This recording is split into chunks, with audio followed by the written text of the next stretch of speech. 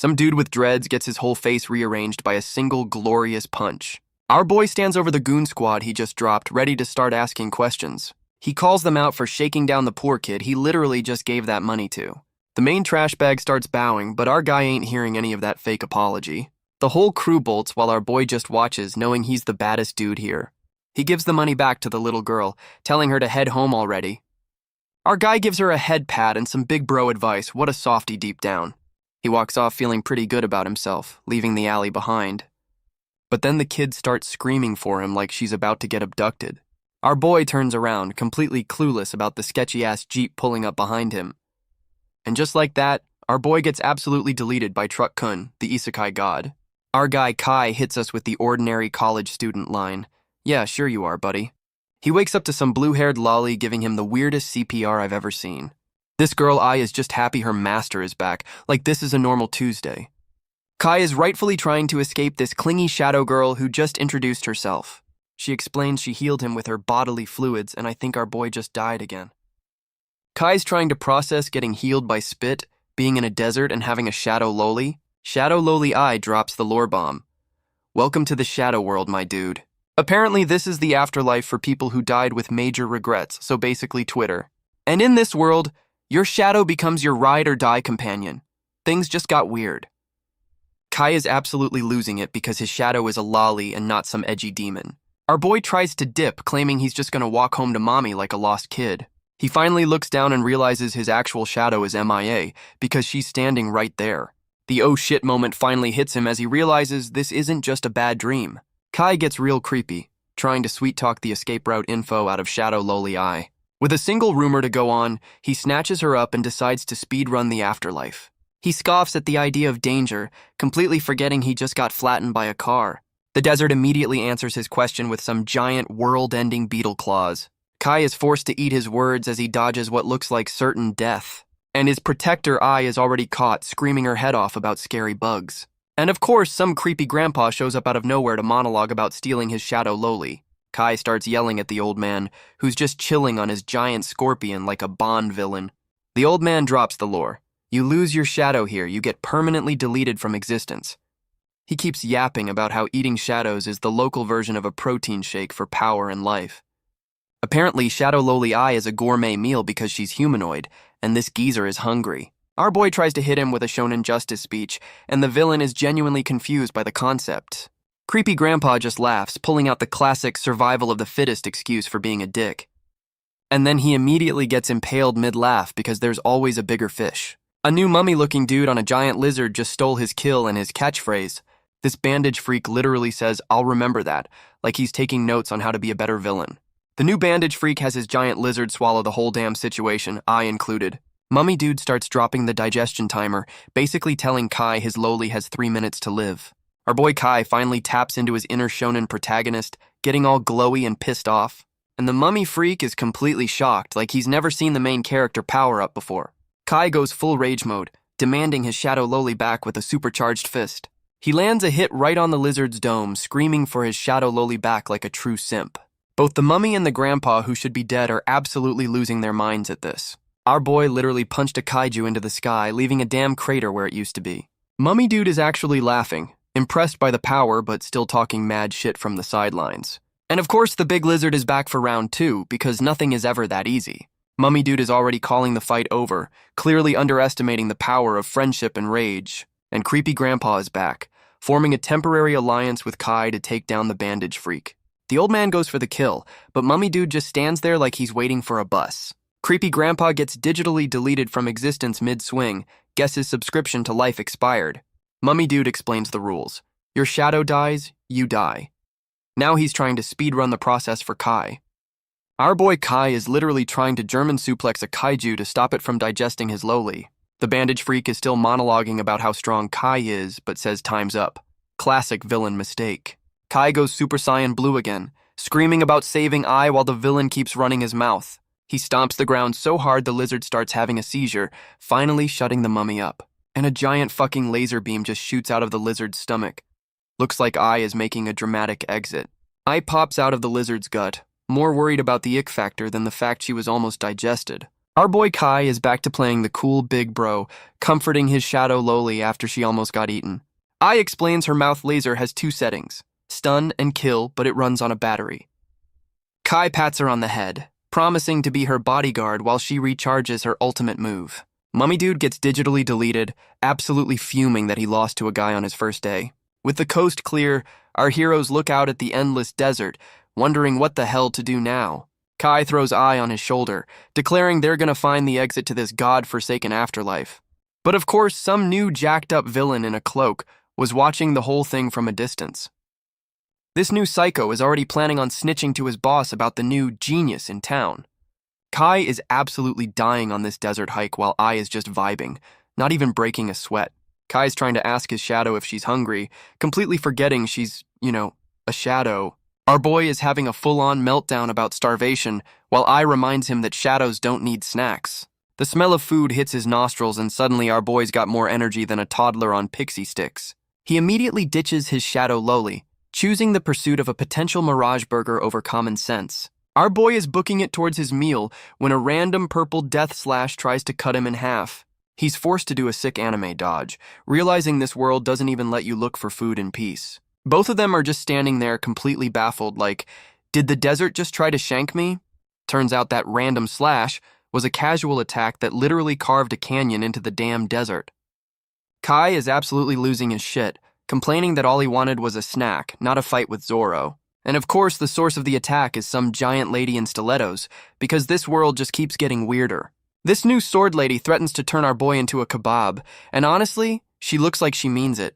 Kai immediately tries to de-escalate, pulling the "we're just hungry tourist" card like a total dork. She ain't buying his friendly neighborhood act for a second and tells him to get lost. Shadow Loli Ai backs him up, trying to barter for food like her master is a starving puppy. Sword Lady is now suspicious, realizing this hungry newcomer somehow dodged her canyon-carving attack. She drops the lore bomb that you have to literally will your own food into existence here. Our boy is completely lost, asking for the tutorial on how to make shadow burgers. She actually gives him the instructions, telling him to vibe with the edgy energy around him. Kai sits down to try and manifest a Big Mac while Ai watches on like a proud mom. And of course, he's a prodigy, sucking up shadow energy like a vacuum cleaner on max setting.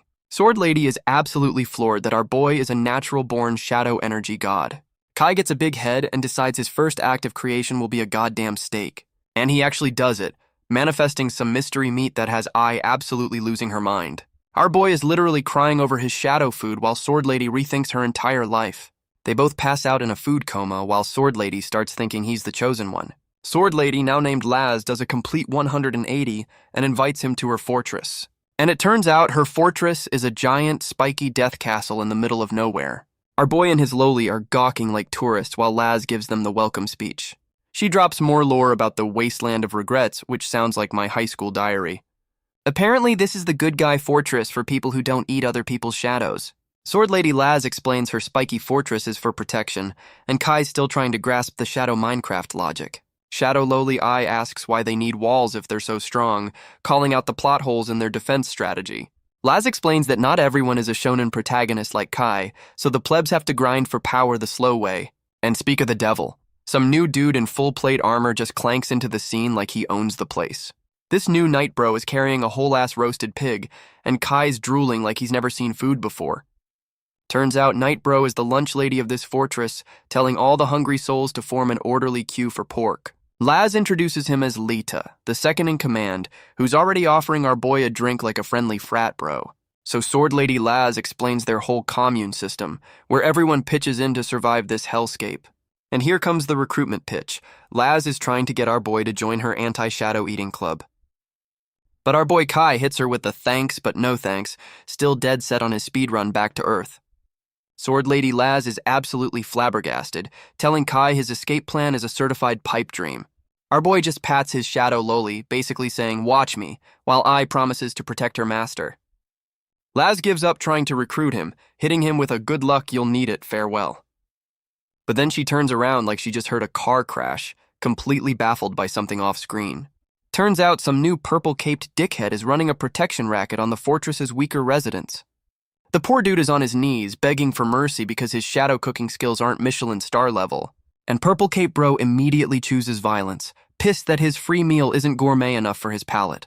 Kai watches this shakedown, and Laz explains the food pyramid here is based on who can manifest the best snacks. She drops more lore. Strong dudes need high-energy food, but making it is a full-time job that kills your grind. Kai finally gets it. The top dogs use the plebs as personal chefs so they can power level without interruption. Sword Lady Laz tries to justify this whole protection racket as a necessary evil. Purple Cape Bro is literally kicking a dude for not making him a 5-star shadow meal. And Laz finally steps in, blocking his boot with her sword like a total badass. This dickhead complains she's holding him back, so she offers to be his personal chef to shut him up. He starts mocking her for protecting the weak, trying to get in her head about her potential. And of course he hits her with the "I'm the strongest here" line like a generic anime rival. Laz tells him to kick rocks, but he reminds her of some shady deal they have going on. She tries to play it cool, comforting the dude who just got his ass kicked. But the chef is absolutely bugging out, screaming her name like she's about to get jumped. And yup, Purple Cape Bro goes for the cheap shot from behind while she's distracted. And Purple Cape Bro, whose name is apparently Ivan, reveals he's a cannibalistic dickhead who'd rather eat his allies. Our boy Kai immediately goes Super Saiyan again, ready to throw hands for the girl he met 5 minutes ago. Ivan is genuinely surprised the new guy is also a shonen protagonist, but he's still ready to scrap. Then this psycho spots Shadow Lowly Eye and realizes he's just stumbled upon a 5-star Michelin meal. And just like that, Ivan completely changes his target, laughing like he just won the Shadow Person lottery. He starts pulling out the rulebook, reminding Laz she can't touch Fortress members. What a little lawyer. But our boy is an outsider, so Ivan's found a loophole to legally start eating people. The whole fortress is just watching this go down like it's the season finale of a reality show. Sword Lady Laz is down but not out, trying to talk tough while looking like she just lost a bar fight. Ivan just laughs it off, telling her to enjoy the show while he eats our boy's Shadow Lowly. Our boy Kai tries to act tough, telling his Shadow Lowly it's go time like he's the main character or something. He immediately charges in solo while I reminds him she's a squishy mage, not a frontline brawler. Our boy immediately trips over his own feet, and I suggest maybe they wait for the actual fighter to recover. Kai starts shaking his lolly, demanding she use her laser, but she hits him with the "it's on cooldown" excuse. Purple Cape Bro Ivan gets tired of waiting and tries to kick them into next week with his Wolverine-ass boots. Our boy is already sweating, realizing his shonen power-up might not be enough to beat this psycho. Ivan starts talking mad shit, asking where all that big talk from 30 seconds ago went. Sword Lady Laz from the sidelines tries to warn them about Ivan's shadow, which is never a good sign. And yup, Ivan's shadow is a giant fucking claw coming down to turn them into paste. Kai is just now learning that shadows can shapeshift, a detail that would have been useful 5 minutes ago. Purple Cape Bro Ivan is doing the whole "you should be honored to die" speech with his Wolverine claws. But some shiny-ass trident comes out of nowhere and C-blocks his attack at the last second. And of course it's Night Bro Lita, here to enforce the no eating the guests rule. Even tries to cut a deal, telling Lita to look the other way so he can get his final evolution power-up. Sword Lady Laz from the floor begs Lita not to sell them out, hitting him with the "we're better than this" speech. And Night Bro Lita actually listens, getting all righteous about protecting the fortress's ideals. So Ivan chooses violence, charging Lita while talking shit about him being low on mana from cooking duty. The lunch lady and the local bully are now locked in a glorious weapon clash, trident versus claws. And it looks like Ivan was right, he's already overpowering Night Bro and calling the match over. Holy shit, he literally just shattered the dude's weapon, leaving Night Bro completely stunned and defenseless. Purple Cape Bro Ivan goes for the finisher on Night Bro, looking way too happy about it. And our boy Kai dives in to take the Wolverine claws to the chest for the dude he just met. Ivan is completely stunned as Shadow Lowly Eye's mouth laser makes a surprise comeback, blasting him point blank. Our boy and Night Bro are in a very questionable position on the floor, asking if they actually won. Nope, Purple Cape Bro just tanked the laser and is now radiating pure, unadulterated rage. He hits them with the classic "you almost had me" villain speech before promising to eat them. This psycho immediately charges again, trying to turn our two bros on the floor into a kebab. Our boy Kai stops the injured Night Bro, telling him to sit back and watch the master work his magic. And Ivan gets absolutely decked by an invisible attack, sending him flying like a ragdoll. Turns out Sword Lady Laz is back on her feet, and Ivan is completely baffled how she recovered so fast. Shadow Lowly Eye reveals she's the party's white mage, and Laz hits Ivan with the ultimate "I'm not mad, just disappointed" line. We get a flashback to when Purple Cape Bro, Sword Lady, and Night Bro were the original 3 musketeers. Back then, Ivan was the one hyping up the squad, talking mad shit about protecting his friends. And they weren't just talking, the OG trio was out here running fades on the entire desert. But after all that winning, they hit the classic what now existential crisis, which is always a bad sign. So Ivan steps up with the brilliant idea to build a whole-ass fortress in this hellscape. Sword Lady Laz and Knight Bro were totally on board with his plan to build a safe zone for everyone. He even did the whole join my cause handshake like a true shonen protagonist, what a fraud. And we're back to the present with Knight Bro Lita calling him out for betraying their whole damn dream. Ivan hits her with the I'm too far gone villain speech and basically begs her to end his subscription to life. Sword Lady Laz gives her ex-bestie the get lost or die speech, but he's still talking shit from the floor. She literally turns her back on him, hitting him with the coldest just leave I've ever seen. Purple Cape Bro Ivan starts dropping cryptic warnings like a Bond villain who just lost the first fight. This psycho starts laughing about his villain origin story, blaming it all on fate like a total edgelord. He drops the lore bomb. This whole world is a farm run by 10 god-tier bosses, and they're all just cattle. Ivan explains their whole power leveling grind is just them getting fattened up for the slaughter. Turns out this dude got a promotion to middle management for the bad guys after winning a fight. Sword Lady Laz tries to hit him with the power of friendship, but Ivan's already deep in his villain arc. Just as things get emotional, some menacing sound effect starts playing, because the plot never sleeps. A giant fucking Stargate just opens up on their wall, and everyone realizes their safe zone just expired. And of course, the middle manager is a creepy-ass clown who just popped up on their TV. Creepy Clown Bro lays out the rules for this new tower defense game. Win and get a prize. But if they lose, they're on the menu. And he says this with a thumbs up, what a dick. Our boy and the whole squad are just standing there, completely shook by this Hunger Games announcement. Purple Cape Bro Ivan, from the floor, basically says, I told you so, confirming they're all just toys. Our boy Kai is already spiraling, asking the important questions like, are we all gonna die? Sword Lady Laz is already talking about using her secret trump card, because of course she has one. She's trying to get through to her ex-bestie Ivan, asking if he turned evil just because he lost hope. She hits him with the power of friendship speech, trying to get the old squad back together for one last ride. Ivan laughs it off, but agrees to the suicide mission. Guess the villain arc was just a phase. Our boy Kai officially joins the squad, and Shadow Lowly Eye is right there to back him up like a true ride or die. The whole crew, including the newly reformed Purple Cape Bro, rolls out to give these guests a warm welcome. And 24 hours later, the B-team villains arrive. Some blonde with a hammer, a bald meathead, and a sketchy dude on a turtle. Hammer Girl is already complaining about getting a sunburn while confirming they're just here on a demolition job. The new goon squad casually strolls up to the front gate, and yes, their ride is a fucking turtle. They bust in expecting a fight, and Hammer Girl is already asking for a surrender like she owns the place. But the whole fortress is a ghost town, and the sketchy dude on the turtle is the first to smell a rat. The turtle rider immediately calls out the trap because of course the quiet, sketchy one is the brains of the operation. And right on cue, the walls try to turn them into human pincushions with a classic arrow barrage. But this new squad just scoffs, blocking the whole volley like it's a light drizzle. This is gonna be a long day. Hammer Girl just bats the arrows away with her giant mallet like she's playing whack-a-mole. And Sketchy Turtle Bro uses his pet to create a windshield because of course he does. Meanwhile, Bald Meathead just tanks the arrows with his bare chest, not even flinching. Hammer Girl is already talking shit, calling their welcome party a complete disappointment. Then the ground starts shaking and the whole goon squad thinks it's just a random earthquake. Nope, that's just the real trap going off with a massive explosion in the middle of the fortress. Hammer Girl is officially pissed, but stops mid-rant when she spots something flying at her. And a bunch of giant fucking dish racks just fall out of the sky to trap them. The whole goon squad gets caught in a cage and smoke combo, completely blindsided by the kitchenware attack. The smoke clears and Sword Lady Laz is standing over a now caged Hammer Girl, looking down like a queen. Purple Cape Bro Ivan squares up with Bald Meathead, ready for his redemption arc cage match. Meanwhile, our boy and his crew are stuck fighting the sketchy dude on his battle turtle.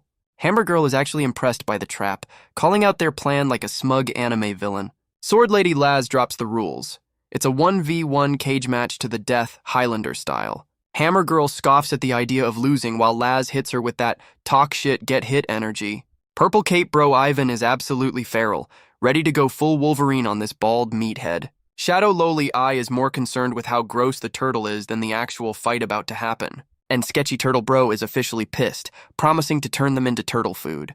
Night Bro Leda suggests the brilliant strategy of using our boy as bait, and Kai is not having it. But our boy Kai ignores him and just charges in like a moron, choosing violence over tactics. Shadow Loli Eye is acting as his personal fight game navigator, calling out the enemy's moves. Our boy is completely lost, asking for clarification like she's giving him IKEA instructions, and he immediately eats a turtle head to the face for not understanding the combo callouts. Kai gets absolutely folded, proving his "I'll just punch it" strategy needs a serious patch. Night Bro Lita is trying to coach this dumbass from the sidelines while I offers to pull something out. Our boy admits his only move is dodge, and Lita has to explain that street brawling ain't gonna cut it here. Kai finally decides to use a tactic, and Lita is shocked the meathead has a brain. He powers up his shonen fist, hitting them with a smug grin like he's been planning this all along. Sketchy Turtle Bro throws up a shield, and our boys go for the classic pincer attack. Kai and Night Bro hit the shield with a team-up attack, trying to crack the turtle's shell, and their big team-up attack immediately gets them both launched like they were shot out of a cannon. Our boy and Night Bro are already arguing about who messed up the plan, like a divorced couple. Night Bro Leda gets fed up and decides to solo this bitch, tired of carrying the newbie. But Sketchy Turtle Bro goes full edgelord, powering up like he's about to delete the whole server. Lita immediately hits the brakes, while our boy Kai actually starts using his brain for once. Night Bro's only strategy is charge, and Kai looks like he's about to have an aneurysm. Our boy hits him with the rock, paper, scissors explanation, finally coming up with a plan that isn't punch harder. He tells his Shadow Loli to use her support skills, ordering up a tactical flashbang. Shadow Loli Eye fires a literal spirit bomb into the sky, and even she looks surprised by the glow-up. The flashbang works perfectly, and our boy charges in while the villain is still screaming about his retinas. Our boy goes full backpack mode on Sketchy Turtle Bro, screaming for the assist like a true gamer. Night Bro Lita is actually impressed. The dumbass came up with a plan and goes in for the kill. And that's a team-up finisher, turning Sketchy Turtle Bro into a shish kebab on a trident. Sketchy Turtle Bro starts lagging out of existence. Guess his subscription to life just expired. Our boy is already acting like a veteran, telling Night Bro the other fights are probably handled. Meanwhile, Sword Lady Laz is in a cage match with Hammer Girl, who's fighting in a damn bikini. Hammer Girl gets digitally crucified, but not before dropping the "my boss is stronger" anime trope. Sword Lady Laz hits her with the cold one-liner, completely unfazed by the B-team villain's threats. The squad regroups, feeling pretty good about their 2-0 victory, and asks where their emo friend is. And Purple Cape Bro Ivan walks in to announce he got his ass handed to him by Bald Meathead. Purple Cape Bro Ivan explains that Bald Meathead just logged out of existence mid-fight, which is somehow worse than losing. Sword Lady Laz is absolutely losing it, realizing the third assassin is probably some invisible bullshit character. The squad does a quick head count and realizes they're still short one bad guy, and Hammer Girl's loot is still on the floor. Our boy Kai finally connects the dots. Bald Meathead was just a shadow summon, and the real third assassin is still lurking. And right on cue, Purple Cape Bro Ivan gets absolutely deleted by a cheap shot from an invisible enemy. Ivan is on the ground screaming about getting jumped by a ghost while the squad is on high alert. The invisible enemy starts blowing up the scenery from a distance, just flexing on them for fun. Sword Lady Laz realizes they're not in a fight, they're being hunted, and she is not having a good time. Purple Cape Bro Ivan is back on his emo shit, telling everyone to just lie down and accept their fate. Our boy Kai has had enough of the doom and gloom, deciding to shut Ivan up with a swift kick to the face. The squad is completely baffled by our boy's sudden main character energy after he just drop-kicked their friend. Purple Cape Bro, Ivan finally realizes the new guy isn't a local, which explains the plot armor. Our boy hits them with the "if I give up, we all die" speech, officially taking over this whole operation. Kai tries to relate to the locals, completely ignoring the fact he got here yesterday and they've lived in hell. He goes full Naruto, pointing at the emo kid and yelling about changing fate like he's read the script. Sword Lady Laz is already falling for his shonen protagonist bullshit, calling him a natural-born leader. And yup, she's fully convinced this dumbass who trips over his own feet is their miracle worker. Meanwhile, the invisible dickhead starts targeting civilians because of course there are children here. Sword Lady Laz is rightfully panicking, realizing their enemy is a coward who attacks random families. Our boy Kai gets that classic "I've got a plan" look, probably involving punching something really hard. Our boy Kai announces he has a plan, grabbing his lolly like he's suddenly a strategist. And his brilliant galaxy brain idea is to play Donkey Kong with a giant fucking barrel. He yeets the barrel off the roof, fully committing to the Looney Tunes ass-kicking strategy. And holy shit, the splash from the barrel actually reveals the invisible enemy's location. Our boy and his loli are celebrating like they just solved a Rubik's Cube with a hammer. The invisible assassin, some long-haired pretty boy, gets caught completely lacking by a surprise attack. He's getting absolutely blasted while riding his giant salamander, which is apparently his shadow. The newly visible dickhead is screaming for them to stop. Guess he can't handle the heat. He looks up at our boy, completely baffled as to how his genius stealth plan got busted. And Kai hits him with the full Sherlock Holmes breakdown, acting like he's had a brain this whole time. The now visible pretty boy is so impressed he offers our boy a job, like this is a LinkedIn request. Kai calls him out for killing his friends, but this psycho just scoffs at the idea of having any. He hits them with the classic join the winning team pitch, where the only rule is to eat or be eaten. Then he tries to peer pressure Purple Cape Bro, telling him justice is for chumps and survival is the only W. Our boy asks about the civilians, and this dickhead calls them literal livestock who get deleted if they're useless. Kai gives his shadow loli a head pat, getting ready to give the most predictable hell no in history. And the villain is already celebrating, thinking our boy is about to join his evil little boy band. But our boy hits him with the most dramatic I refuse ever, completely shutting down the job offer. Sword Lady and Night Bro are hyped, backing him up like the Power Rangers assembling for the first time. The pretty boy villain drops the nice act, basically saying, fine, be my food then, and we're back to violence. Our boy Kai is still playing strategist, yelling about using colored water to counter the invisibility cloak. And pretty boy hits them with the you underestimate my power speech, revealing he's a captain or something.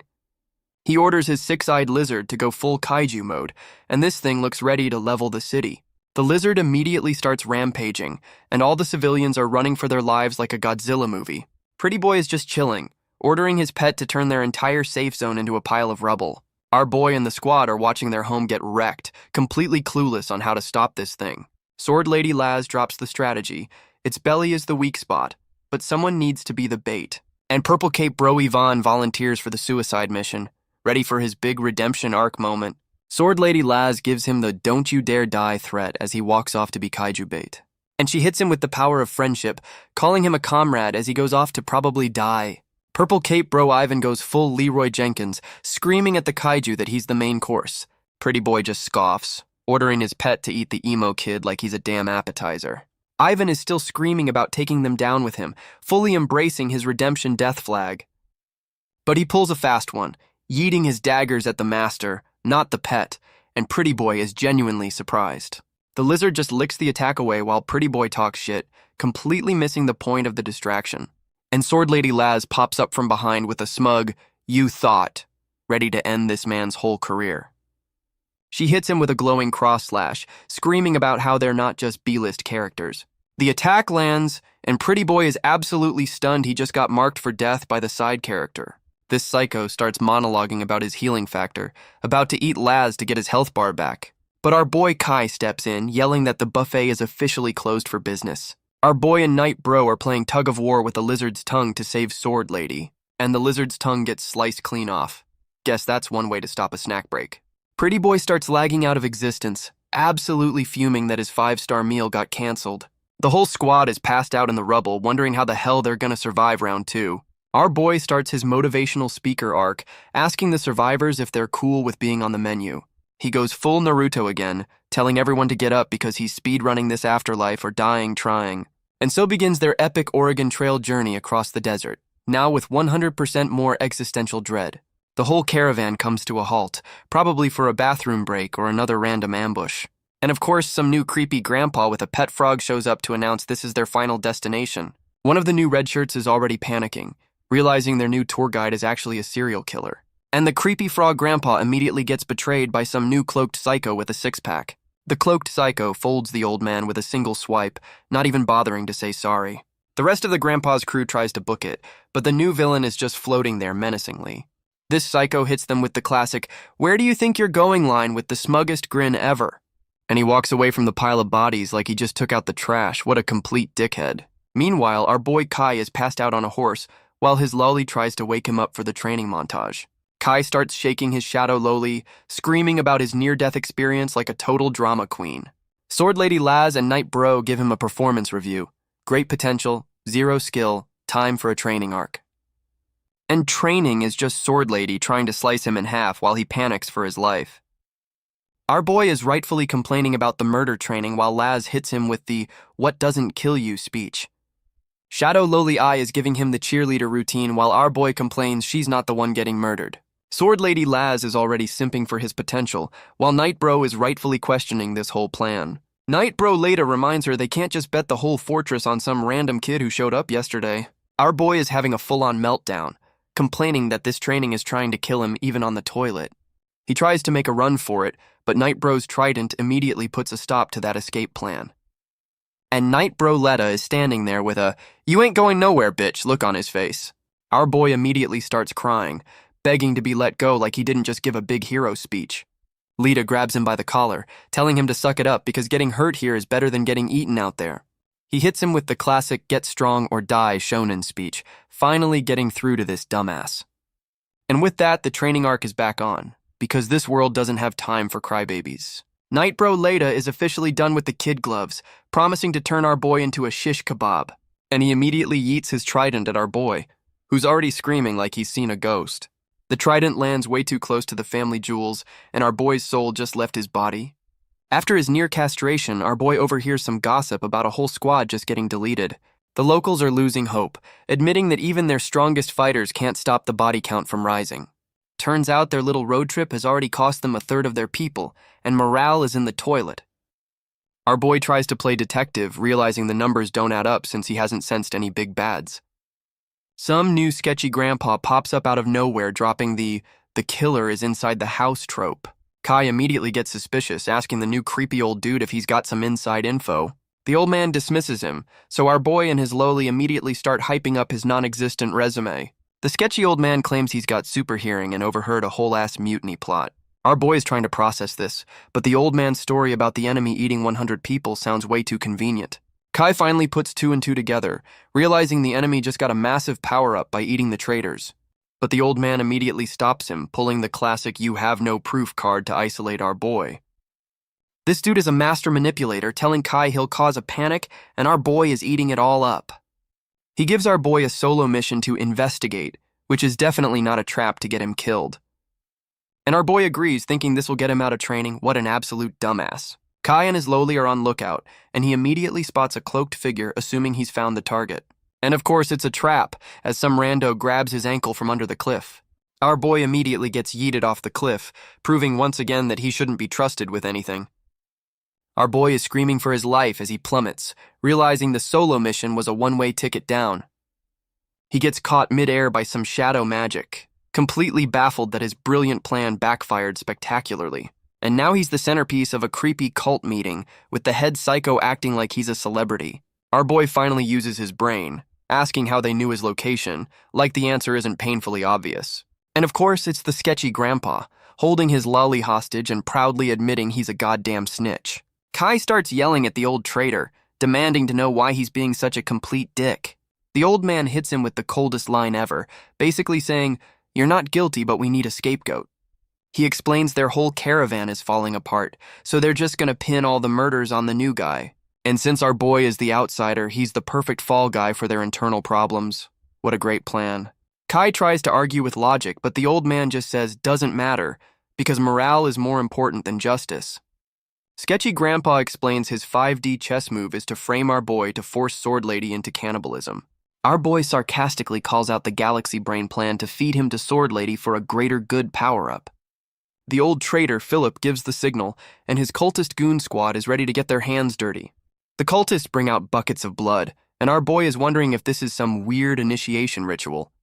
And they give our boy a blood shower to perfectly frame him for a murder spree. What a pro. Sketchy Grandpa Philip goes full evil mode, declaring the frame job is officially complete. He sends one of his minions to go snitch, telling him to bring Sword Lady and Night Bro for dinner.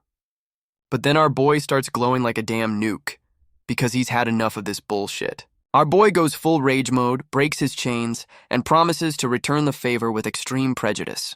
The old traitor is still trying the die for the greater good speech, not realizing our boy just activated God mode. Our boy Kai is calling out the old traitor for being just another hypocrite in this god-forsaken afterlife. He goes for the flying shonen protagonist attack, yelling about how the old man's logic is absolute trash. and he lands a solid right hook, trying to punch the stupid right out of the old man's head. The old man hulks out, revealing he's been drinking his own Kool-Aid and actually believes his own bullshit. Our boy is in the zone, ready to throw hands with this geriatric on shadow steroids. And the old trader throws a ground-shattering punch, showing off his new senior citizen discount power-up. Sketchy Grandpa is completely lost, wondering where our boy teleported to mid-fight. Our boy pulls the classic nothing personal kid and pops up right behind him for the sneak attack. But the old man just hits him with the evil grin, telling him to just lie down and die already. Kai barely blocks the hit, realizing this old geezer is way stronger than he looks. Our boy pulls a smoke dash out of his ass while the old traitor talks shit like the warm-up is over. And the old man immediately goes for the cheap shot, yoinking the Shadow Loli with some creepy shadow tentacle. Shadow Loli Eye is rightfully freaking out, realizing she's just become the damsel in distress again. The old traitor is holding Eye like a goddamn handbag while our boy starts screaming for his property back. And here comes the villain monologue about how he had it so tough, trying to justify being a complete dick. He blames our boy for ruining his 5D chess game of propping up Sword Lady as their savior. His master plan is to feed our boy to Sword Lady, and Kai is rightfully calling out this insane logic. The old man goes for the kill, and our boy is wondering how this geezer is hitting like a damn truck. He's screaming about the greater good while trying to punch our boy's head clean off his shoulders. Our boy finally connects the dots mid-fight, catching his punch and calling him out as the real cannibal.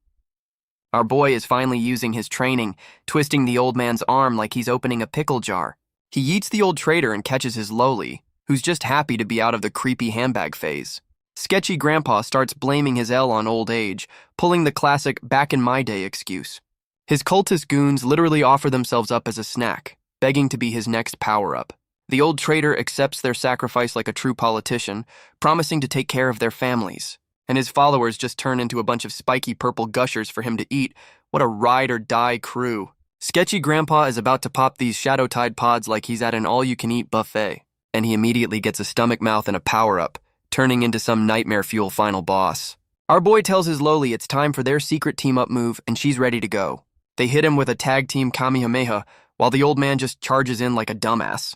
Sketchy Grandpa is absolutely shook, realizing he just ran face-first into a Dragon Ball Z finisher. And we get the villain origin story, with the old traitor flashing back to his younger, less psycho days. Back then, his whole crew was dropping like flies from exhaustion in the middle of the desert. One of his boys literally begs to be eaten for the greater good, asking him to look after his kid. And just like that, another one bites the dust, getting digitally deleted while the squad just walks on. Young Philip is having a full-on breakdown, apologizing to his dead homies for being a shitty leader. And who shows up to recruit him but a younger Sword Lady Laz, offering him a spot in her new club. This explains how he ended up at the fortress, which was built on the backs of a lot of dead people. But he saw Laz and Lada's no cannibalism rule as a weakness, calling them out for being too soft. And that's his whole villain justification. He's gotta be the dickhead so everyone else can survive. Our boy is literally trying to punch the trauma out of this old man inside his own flashback. Kai's already gassed while his Loli is yelling at him to finish the damn side quest already. The old traitor grabs our boy from behind, still stuck in his own villain origin story. He's about to throw a punch, but he's screaming shoot like he's having a full-on PTSD episode. Shadow Loli Eye explains their finisher is a therapy session that forces you to relive your worst memories. And the old man is completely lost in the sauce, screaming about how he'll kill anyone for his dream. He immediately gets a sword through the chest. Guess his dream just got permanently canceled. And of course, it's Sword Lady Laz who just showed up to take out the trash. She's absolutely devastated that her trusted senior advisor was the snake in the grass all along. The old traitor hits them with the "I did it for you" speech, trying to justify his cannibalistic retirement plan. The old traitor is still trying to sell his cannibalism timeshare with his dying breath. We get a flashback to Night Bro simping for Sword Lady, telling her to stay back because she's the chosen one. And a younger, less emo Ivan calls out the plan, asking why the team's carry isn't getting the XP. Night Bro drops the lore. You gotta eat your own class type or you'll nerf your stats. But he hits them with the fine print. Cannibalism turns you into a monster, so pick your poison.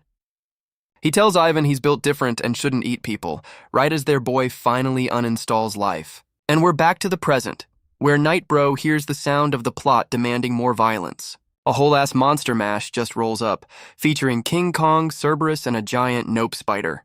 Our boy and Sword Lady see the dust cloud, and she immediately calls it a Shadow Beast rampage. Sword Lady explains that sometimes your Pokemon decides to eat you and go on a murder spree. Knight Bro Lita is already connecting the dots, wondering if the old trader's death triggered this whole zoo escape. Some new red shirts are panicking because the kaiju are beelining for the main caravan. The B team is doing the only smart thing they can, running for their damn lives.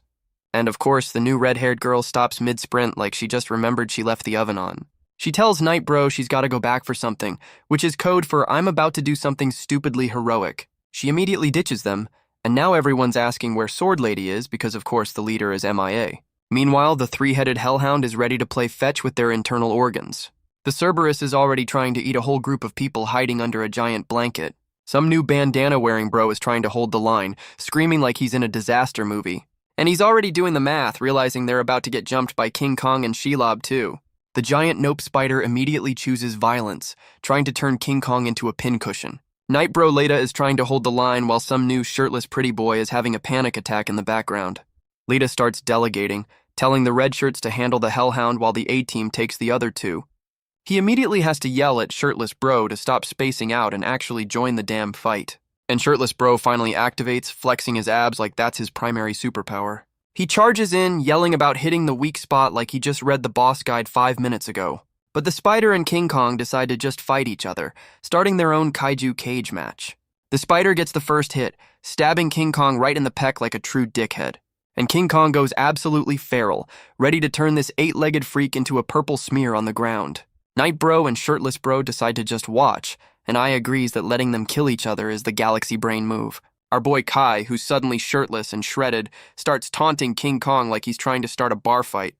He literally tells the giant ape see you later with his lolly on his shoulder, and the gorilla is just completely baffled. Some new pink-haired girl watches as a giant golden shield materializes, because of course there's another new character. And it's our boy and his lolly posing like they just won a game show after pulling off that shield move. Knight Bro Lita reminds the B team they've still got a 3-headed hellhound to deal with, so no time for sightseeing. And the hellhound immediately gets deleted by a giant sword falling from the sky. Talk about a kill steal. And it's Sword Lady Laz making her grand re-entrance by landing on the monster's corpse like a superhero. The red shirts are all celebrating her return while some poor purple rat lies dead on the ground. A true hero. Bandana Bro explains their brilliant strategy was to use cloth rats as bait, which is both genius and pathetic.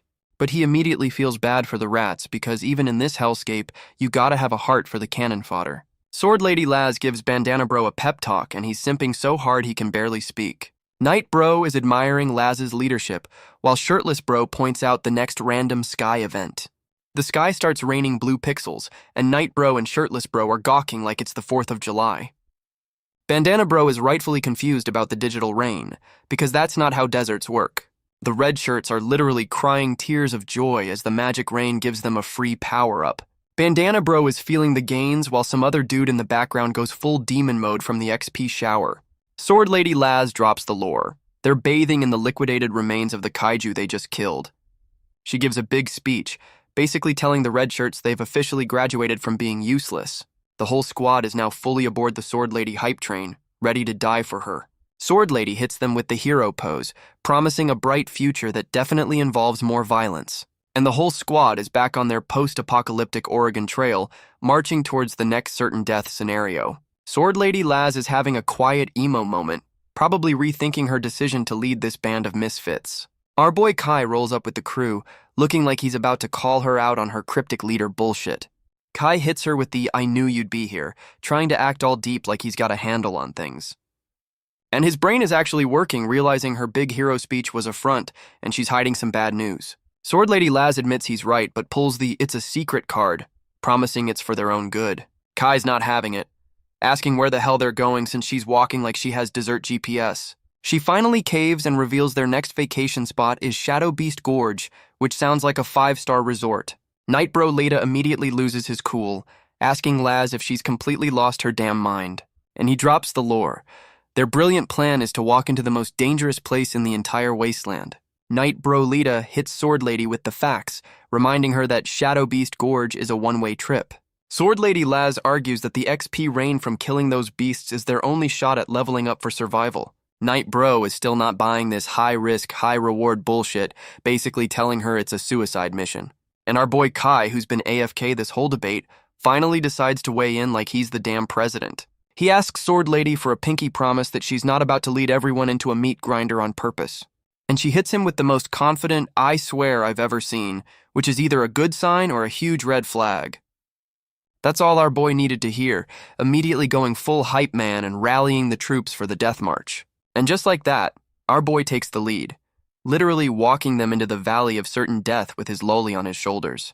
Night Bro is actually impressed, telling Laz that this dumbass who just showed up might be a better leader than her. Sword Lady gets all emotional, admitting she's got imposter syndrome and is ready to bet it all on the new guy. The whole squad is on their death march, led by Bandana Bro and his emotional support rat. Bandana Bro is way too fucking excited to announce their arrival at the aptly named Shadow Beast Gorge.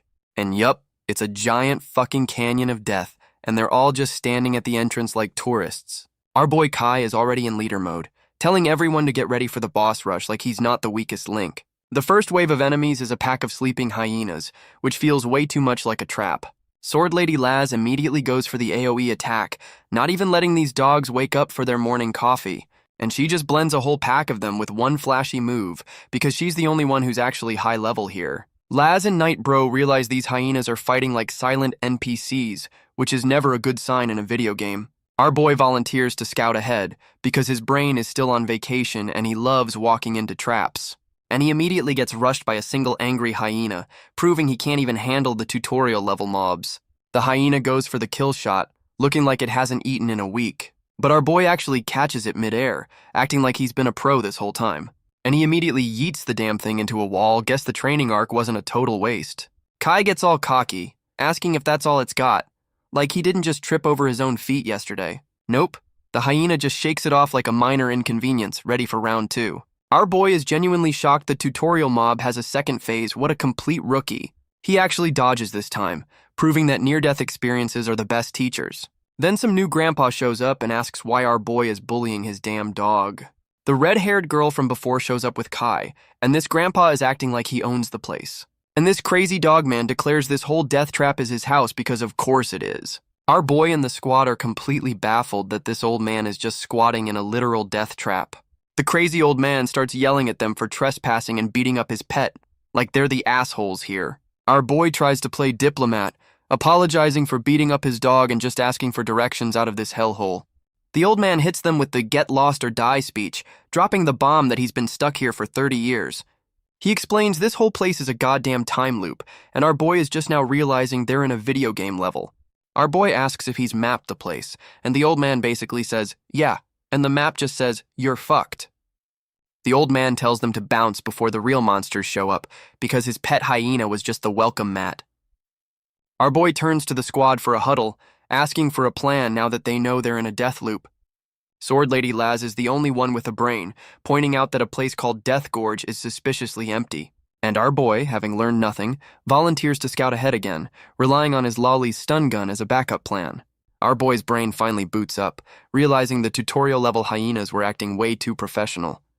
He explains to his loli that the mobs were fighting like seasoned vets, not some random desert wildlife. Kai points out the hyenas had zero fear, which is a massive red flag for anyone with more than 2 brain cells. And right on cue, they hear someone approaching, because this whole damn gorge is just one big ambush.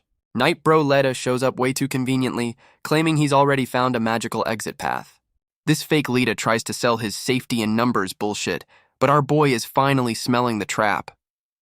Kai actually uses his brain for once, telling the imposter to back the fuck up immediately.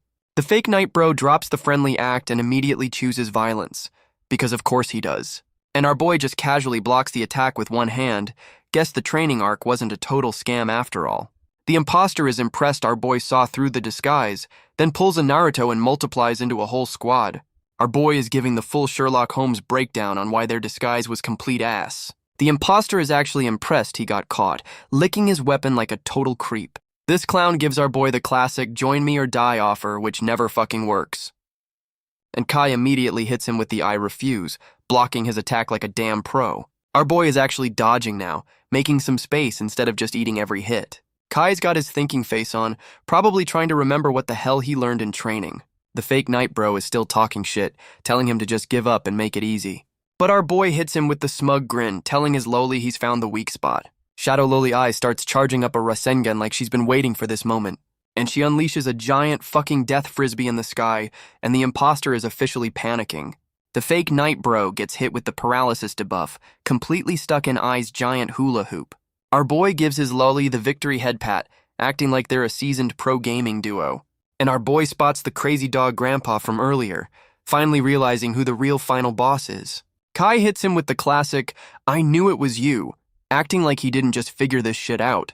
The crazy dog grandpa is genuinely curious how this dumbass actually used his brain for once. Our boy gives the full detective breakdown, explaining the mobs were just damage-proof illusions like the fake Night Bro. He calls out the whole 5D chess move. The fake barrier was just to herd them back for a slaughter. The old man hits him with the "you're wrong," clarifying he's not a cannibal, just a creepy-ass puppet master. This psycho summons his whole pack of hyenas, calling them his children like a true Disney villain. And the crazy dog grandpa immediately sicks his children on our boy. Guess the diplomatic approach is over. Our boy is running for his life, asking his Loli for a laser beam while she explains her ultimate is on cooldown. Kai goes full Secret Service, tackling his Loli to the ground to save her from becoming a hyena's chew toy. Hiding in a cave, our boy tries to strategize while I offers him a whole 10 seconds of power. What a team. They look up and see something that completely breaks their brains because this gorge just keeps getting weirder. And it's a whole-ass cult of zombies just vibing in the middle of the cave. This is definitely not a good sign. The crazy dog grandpa is back, taunting them like a Walmart greeter, welcoming them to certain death. Our boy finally connects the dots, calling out the old man for being a puppet, and the geezer is genuinely shocked. He starts his big brain monologue, explaining how he thought the old man was the one pulling the strings. But then he drops the real lore bomb, the whole damn gorge is a spiderweb, and they're all just flies. And the crazy dog grandpa was just the bait, a high-level NPC designed to lure them into the main server trap. Our boy is still on his Sherlock Holmes shit, explaining the whole gorge is just a gym to farm their XP. The crazy dog grandpa basically gives him a slow clap, confirming our boy's galaxy brain theory is spot on. And the old man drops the final boss reveal, the whole damn gorge is the monster and they're the next meal. The old man is still talking shit, but our boy is just standing there like he's not about to be absorbed. Kai calls in his Loli, who's ready to drop her ultimate move with the most extra introduction ever. She fires the red and yellow beam, and even our boy has to roast her for that kindergarten-ass attack name. The old man scoffs at the attack, completely underestimating the power of a Loli with a terrible naming sense. This psycho tries to literally kick the laser beam away like he's playing hacky sack with a nuke. And his shadow tentacles immediately start melting. Guess he should have dodged instead of trying to be a badass. Shadow Loli Eye's red and yellow beam goes full supernova, completely deleting the old man from the server. And Shadow Loli Eye follows up her laser with a swift kick to the spine, yelling about girl power. The old man admits he got caught lacking, but hits them with the classic, "You think that was my final form?" Our boy Kai gets all cocky, threatening to have his Loli attack the old man's insides, which is a weirdly gross threat. The old man pulls the "this is my house" card, asking how the hell they expect to win on his home turf. He hits Kai with the psychological warfare, telling him the rest of the squad is probably already dead. Our boy threatens to just nuke the whole area, and the old man basically says, "Bet you won't." And Shadow Loli Eye goes full Godzilla, firing a mouth laser that looks like it could level a city. But our boy is completely shook because the old man just tanked the whole damn thing without a single scratch. The old man goes on his villain rant, promising to turn our boy into a puppet after he eats the rest of the squad. And our boy immediately chooses the run the fuck away option, grabbing his Loli and booking it. Our boy is booking it while trying to convince himself his friends aren't already puppet chow. He's praying to the plot gods that he's not about to walk into his entire squad's funeral. Meanwhile, Sword Lady Laz is wondering why Night Bro invited her on a romantic cliffside date. Night Bro hits her with the "what are we" talk, and Laz is like, "Dude, we either live or die, pick one." And Night Bro goes full heel turn, revealing his plan C is to just sell them all out to the big bads. He's trying to sell her on this evil MLM scheme, promising her a corner office in their new evil empire. Sword Lady is absolutely floored while Leda hits her with the classic "I had no choice" traitor excuse. He's still trying to justify his actions, admitting he took a power-up from the enemy's welcome package. This dude is giving his whole villain origin story, blaming everyone else for being too weak to carry him. And he hits her with the final offer, begging her to join his new evil boy band so they can live freely. Sword Lady Laz hits him with the "I'm not mad, just disappointed" speech, trying to reason with the new edgelord. And Nightbro's brilliant counter-argument is to threaten to cut off her limbs. What a great guy. She goes for the attack, but he just swats it away like it's nothing, showing off that new villain power-up. Then he just stands there and takes a hit to the face, looking all sad like he just got dumped via text. Sword Lady is completely baffled he didn't dodge, immediately hugging the guy who just threatened to dismember her. And he drops the ultimate Uno reverse card. His whole betrayal was a 5D chess move to get her to eat him. She's begging him not to die, dropping the lover's bomb like this is the final episode of a soap opera. Nightbro is literally telling her to hurry up and eat him, which is the most metal I love you I've ever seen. Sword Lady has a full-on breakdown, admitting she's the one who led them into this death trap in the first place, and he gives her the final simp speech from his deathbed, telling her to get her shit together and win. Sword Lady Laz is having her full-on dramatic movie moment, screaming over Nightbro's body, and she immediately books it with his corpse because ain't nobody got time for a funeral in a death trap. Our boy Kai finally shows up to the party, walking through a field of bodies like he's late for work. Shadow Loli Eye confirms they missed the main event, and our boy looks like he just failed the side quest. Meanwhile, Bandana Bro's emotional support rat just sacrificed itself for the squad. A true fucking legend. Bandana Bro is getting jumped by hyenas, wishing the A-team would stop having their emo moments and help. And he's about to lose an arm, proving once again that the B-team can't handle shit on their own. But our boy Kai swoops in with the hero entrance, finally putting that training arc to good use. Bandana Bro is completely stunned that our boy just one-punched a hyena into digital dust. Kai goes full leader mode, telling the red shirts to run while he handles the mobs. What a glow-up. Bandana Bro is trying to play leader, rallying the B-team like he's not just as scared as they are. And the whole squad of red shirts follows him into a narrow pass, which is definitely not an ambush. And of course it's an ambush, with shadow tentacles grabbing everyone while Bandana Bro screams for his life. The red shirts immediately start panicking and trying to sacrifice each other, showing that classic team spirit. But some new blonde pretty boy whips out a sword. Guess not everyone on the B team is a total scrub. Blondie steps up to play hero, telling the cannon fodder to run while he holds the line. He's actually about to solo a whole swarm of shadow tentacles. This kid's got some serious balls. And he charges in, actually managing to cut through the bullshit instead of just screaming like everyone else. Then the red-haired girl shows up, complimenting him like she's his damn sensei, which is a huge red flag. Blondie immediately realizes she's been puppeted, asking about Leda because the whole squad is compromised. The puppeted red-haired girl drops a bombshell, claiming Nightbro was the cannibal and she had to put him down. And now she's changing her story, admitting she was the cannibal and Leda just took the fall. What a fucking liar. She's giving the classic, I did what I had to do villain speech, trying to justify her new cannibal lifestyle. And now a puppeted Sword Lady Laz shows up, trying to sell our boy on this death trap like it's a 5-star resort. Our boy is actually calling her out, asking if she really wants to be a prisoner in this goddamn monster's stomach. Puppet Laz is pitching him on becoming a combat puppet, basically offering him a 9-to-5 job for a kaiju. She pulls the emotional manipulation card, begging him to join her evil puppet club because she's so tired. But our boy hits her with the dramatic I refuse, calling her out for abandoning her shonen protagonist duties. And since talking failed, Puppet Laz immediately goes for the cheap shot, trying to skewer the Shadow Loli.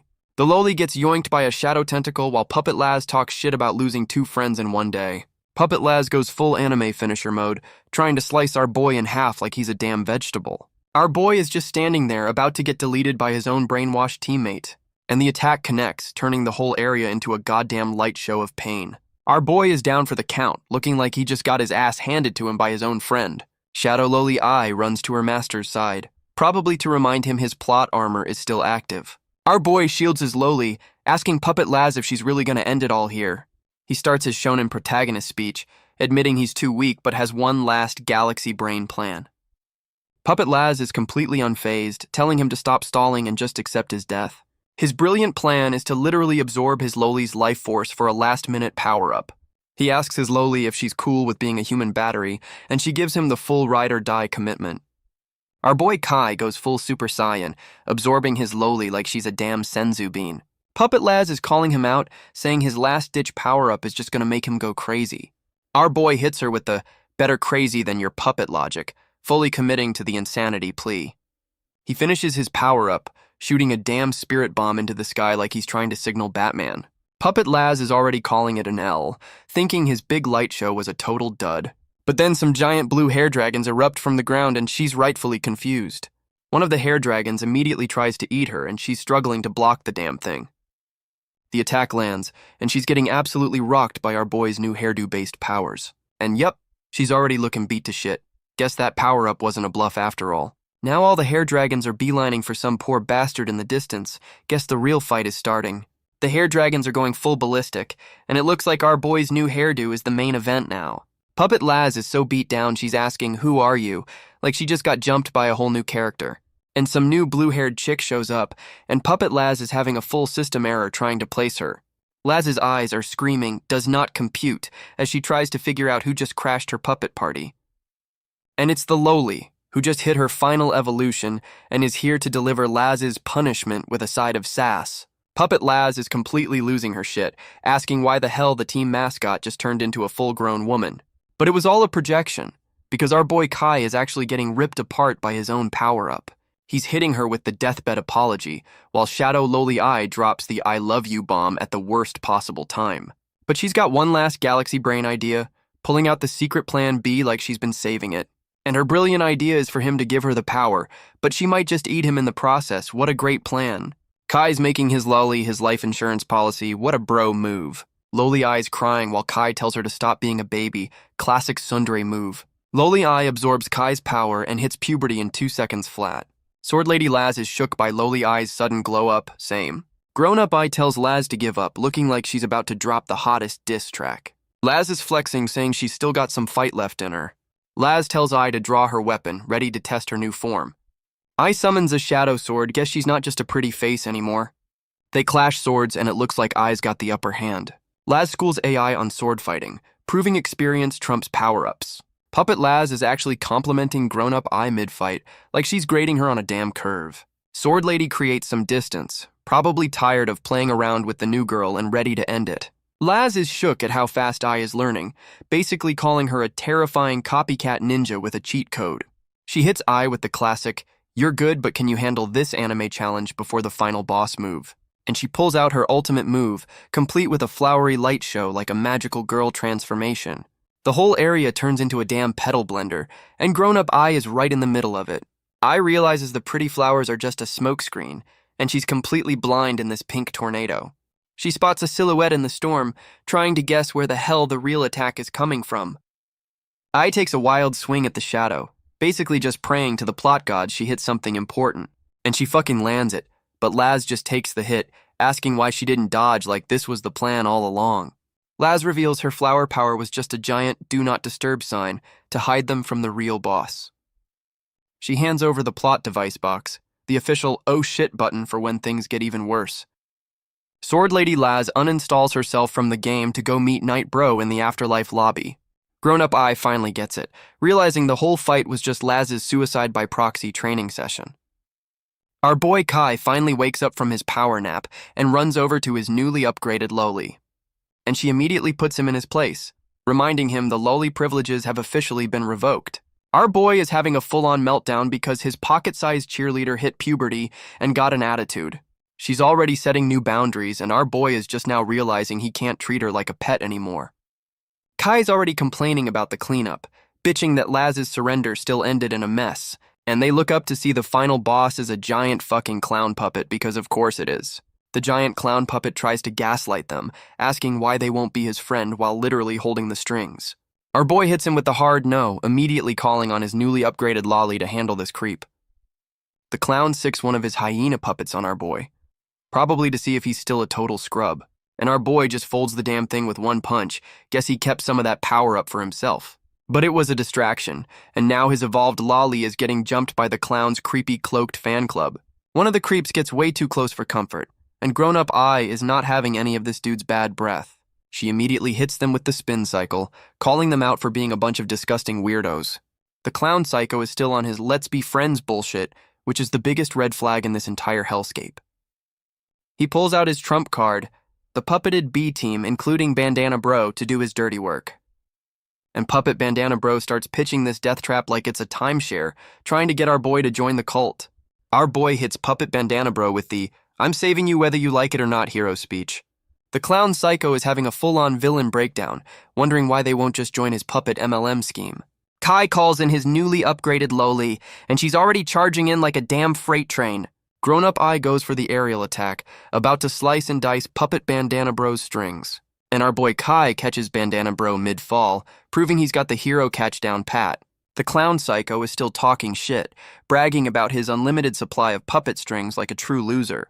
Grown-up Ai hits him with the nothing personal kid and shows him she already cut his main strings. She immediately bounces while the clown is still trying to figure out how he got played so hard. The clown spots a little present flying his way, completely clueless about the incoming pain, and he gets a face full of explosion. Guess he should have paid more attention to the angry blue-haired girl. Kai tells his Loli, Ai, it's go time against the giant clown. Grown-up Ai is ready to wreck shit with her fiery fist of fury. Ai punches the giant clown puppet with a red fist, very original. The clown puppet gets rocked by Ai's attack and stumbles back. Ai is impressed with her own power, but girl, you just got started. The clown puppet recovers and is ready for round 2, oh boy. Ai gets yeeted into the air. Looks like someone skipped leg day. Ai is falling fast, and this doesn't look good for our girl. Kai catches Ai just in time, showing off his surprisingly good reflexes. Ai is relieved but also shook. Guess she underestimated the clown. Our boy is back to bullying his Loli, reminding her who's boss now that she's fun-sized again. The clown psycho is giving them a performance review, admitting the smoke bomb tactic was solid but not enough. And this motherfucker just laughs it off while his shadow magic patches the giant hole in his chest. The whole squad is shook, realizing this clown has a damn healing factor because of course he does. The clown psycho hits them with the death glare, ready to stop playing games and start collecting bodies. And Blondie Riku immediately grabs Bandana Bro. Guess the clown just activated his sleeper agents. The clown psycho explains his puppet MLM scheme. Once you're in for good. Loli Ai tries to stop them, but she's back to having the physical strength of a damn toddler. This psycho calls out her bluff, realizing her big glow-up has a massive cooldown period, and he hits them with the final boss pose, declaring the game is over now that their ace is gone. Loli Ai remembers the plot device box Sword Lady gave her, and the clown is completely clueless. She opens the damn thing and unleashes a holy light show. Guess this is the fuck you button. The clown psycho's puppet strings get instantly severed. Looks like Laz's ghost is still in the fight. This psycho is absolutely livid, realizing he just got outplayed by a dead woman's retirement plan. Flashback to Laz explaining her secret weapon wasn't a sword, but this goddamn loot box. She explains the box is a battery pack filled with the souls of everyone who died for the cause. Her original plan was to nuke the boss from the inside, but our boy's crew gave her a better option. Grown-up Ai promises to carry on her will, as Laz finally logs off for good. And with that, Ai says her final goodbyes, pouring one out for the real MVP of this arc. The Holy Light show just gave Shirtless Bro a power-up, and he's breaking his strings like a damn boss. Shirtless Bro is feeling the gains, absorbing the power of all the dead main characters like a damn sponge. Loli Ai hits our boy with the emotional support speech, telling him not to fuck up this final gift from the dead squad. Our boy Kai goes full shonen mode, summoning a new sword and talking about the power of friendship and hope. He charges in with the ghost of the A-team backing him up, ready to deliver the final friendship-powered beatdown. And he slices the clown psycho clean in half. A perfect one-shot that is definitely not too good to be true. The clown psycho just laughs it off, calling their power of hope cute before he probably reveals his second health bar. This psycho hits him with the sarcastic, "You win," and our boy is just kneeling there, completely gassed from one attack. Our boy is trying to catch his breath while the clown's body fades, but this victory feels way too fucking easy. And of course it was a trap, as some random laser beam zips past his head because the boss is never dead. The power-up immediately backfires, giving our boy a migraine from hell while his Loli panics. Loli Ai is having a full-on panic attack because her master's brain just hit the 404 error screen. Our boy is screaming about his head hurting. Guess that friendship power-up had some serious side effects. And Bandana Bro is yelling that it's useless, confirming our boy's big finisher was just a flashy firecracker. Bandana Bro drops the lore bomb. The clown was a puppet, and the real boss is some emo bead. He's giving them the "believe in the heart of the cards" speech while our boy is still rebooting. And now Bandana Bro is putting all his faith in the guy who's currently having a system failure. Our boy suddenly teleports to a new area because his brain just decided to load a different save file, and he's immediately watching some Viking wannabe kick the shit out of a dude over a food dispute. The poor bastard is begging for his life, saying they're all gonna starve, but this is not a democracy. The Viking psycho just says, "then die," proving that customer service in this world is absolute trash. Our boy Kai tries to play hero in someone else's flashback, which is a bold move. And he phases right through the Viking psycho, realizing he's just a ghost in this cutscene. His brain finally boots up, questioning if he's in a memory or just watching some high-def illusions. The Viking psycho is on his "your lives are worthless" speech, really selling the whole villain starter pack. He then tries to delegate the bullying, telling the poor bastard to go shake down some other dude for food. And who shows up but the final boss, a purple-haired psycho in a suit with his creepy-ass clown sidekick. This psycho tries to gaslight the victim with some bullshit about music healing the soul. He's whispering sweet nothings about hope, which is villain for "I'm about to ruin your life."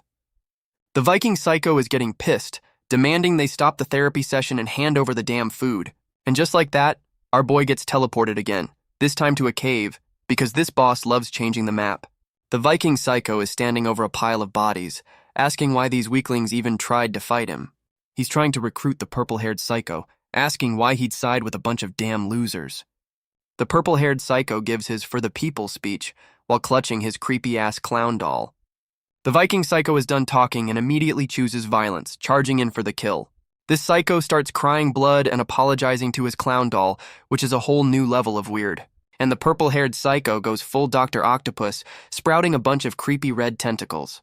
The Viking psycho realizes he's surrounded by puppets controlled by these weird-ass piano wires. He's completely unfazed, basically calling out the puppet master's whole gimmick as a cheap party trick. But the psycho reveals his wires are just straws to suck up everyone else's power for a massive boost. And he's screaming his head off, looking like he's about to explode from all that borrowed power. The Viking psycho is talking shit, saying the purple-haired psycho can't handle the juice. What a classic rookie mistake. And his creepy clown doll is begging him to stop, acting like the damn voice of reason in this psycho fest. The purple-haired psycho pulls the same move as our boy, about to transfer his power and hoping he doesn't get eaten. He hits his clown with the deathbed request, telling him to save the squad. What a surprisingly noble exit. And the clown doll absorbs the power, going full Super Saiyan while his master takes a dirt nap. The clown goes full Gigantamax, and the Viking psycho is rightfully shitting himself, asking why the toy got so big. And the giant clown puppet winds up for the bitch slap of the century, ready to delete this Viking wannabe. Yep, the Viking psycho just got turned into a modern art masterpiece of red paint. What a way to go. And we're back to the present, where Blondie Riku is screaming that the whole damn memory cave is collapsing. The whole mental server is crashing, and our boy is still stuck in the middle of this goddamn system failure. Our boy's brain finally catches up, realizing the creepy clown doll was the real final boss all along. The clown psycho explains he also got a power-up from his master, but he went feral and ate him. He's claiming to be sane now, ready to fulfill his master's wish, which is villain speak for, "I'm about to do some fucked up shit." This psycho is rebuilding his body with shadow strings, talking about creating a safe haven by enslaving everyone. Our boy argues about freedom, but the clown says his soul is in his eyes and it's time for a goddamn soul battle. And just like that, our boy gets tied up by a bunch of red strings, backed by the clown's whole puppet fan club. The clown psycho hits him with the smug villain face, bragging that he can't lose on his home turf. Our boy tries the therapy no jutsu, asking if his master really wanted him to be a creepy puppet master. The clown is not having it, screaming that he's a good little puppet while yanking our boy in for the kill. Our boy goes for the Hail Mary, charging in with his sword while still tied up like a damn Christmas ham. Our boy actually lands the hit, turning the clown psycho into a goddamn shish kebab with the power of friendship. Kai hits him with the therapy no jutsu again, calling him out for disrespecting his dead master's wishes. The clown psycho is actually having a moment of clarity, realizing he completely fumbled his master's final request. This psycho decides to go out with a bang, promising to dump all his power into the plot device box. And he goes full self-destruct, turning into a damn energy vortex to charge up the loot box. The plot device is now fully charged, and the clown has officially uninstalled himself from the game. Our boy wakes up with a headache, and the B team is just happy he didn't get a full system wipe.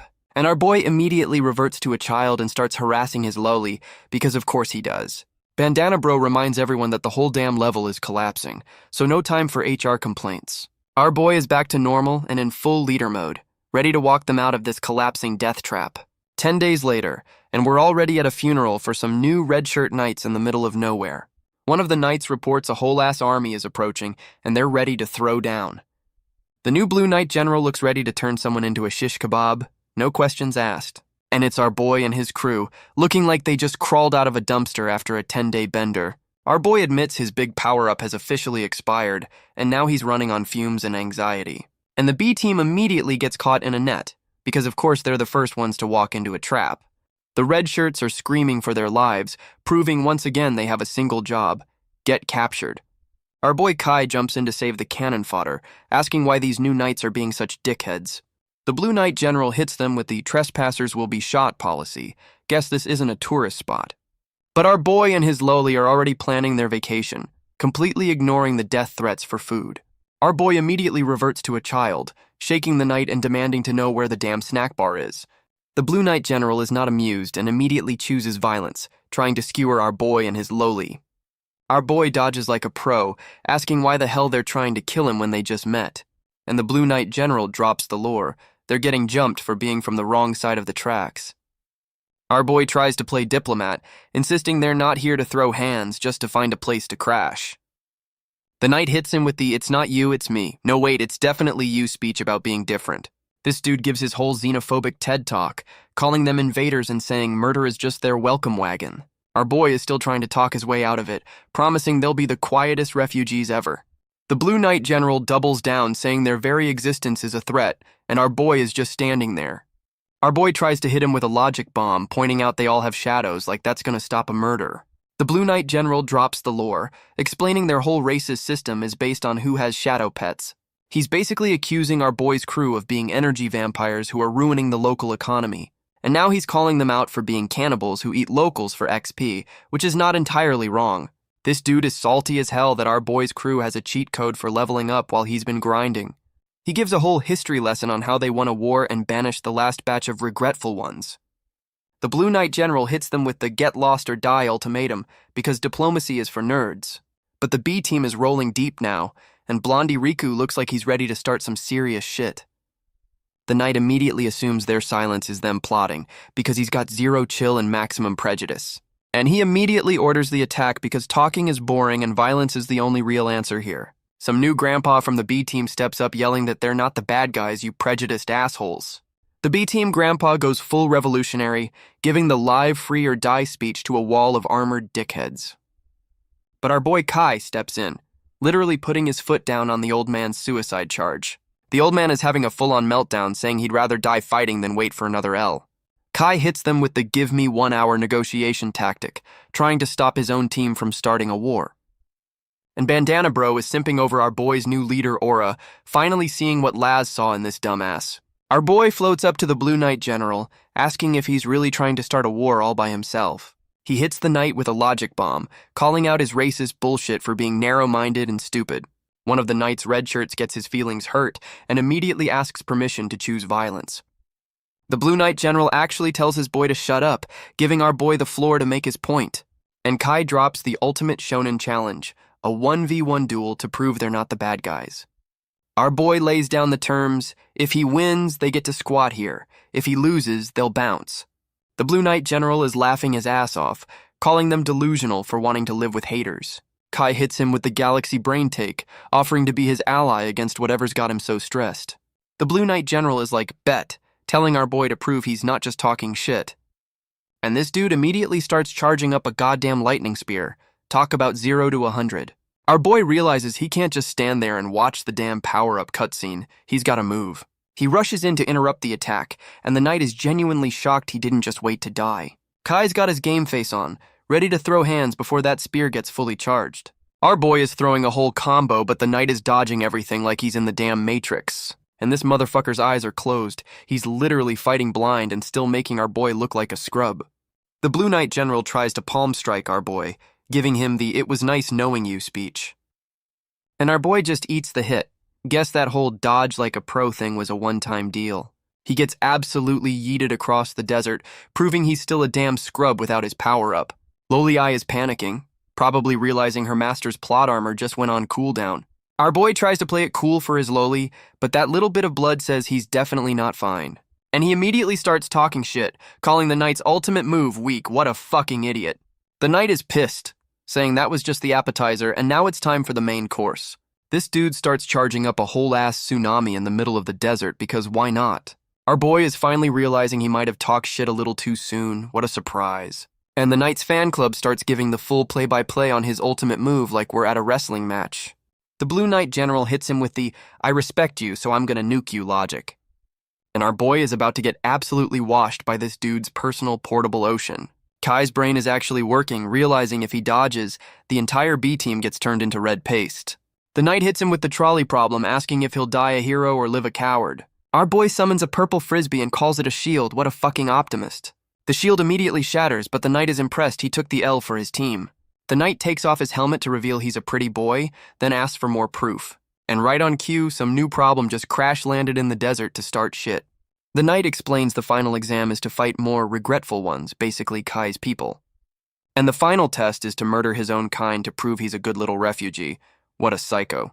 Blondie Riku is having a crisis of faith, asking Kai if they can really trust the guys who just ordered a genocide. Our boy hits him with the shonen protagonist logic, saying if they don't trust anyone, they'll be homeless forever. And with that, he immediately charges the enemy, yelling that fighting is their only option. What a great diplomat.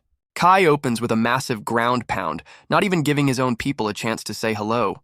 The enemy squad gets absolutely launched, completely caught off guard by this psycho's entrance exam strategy.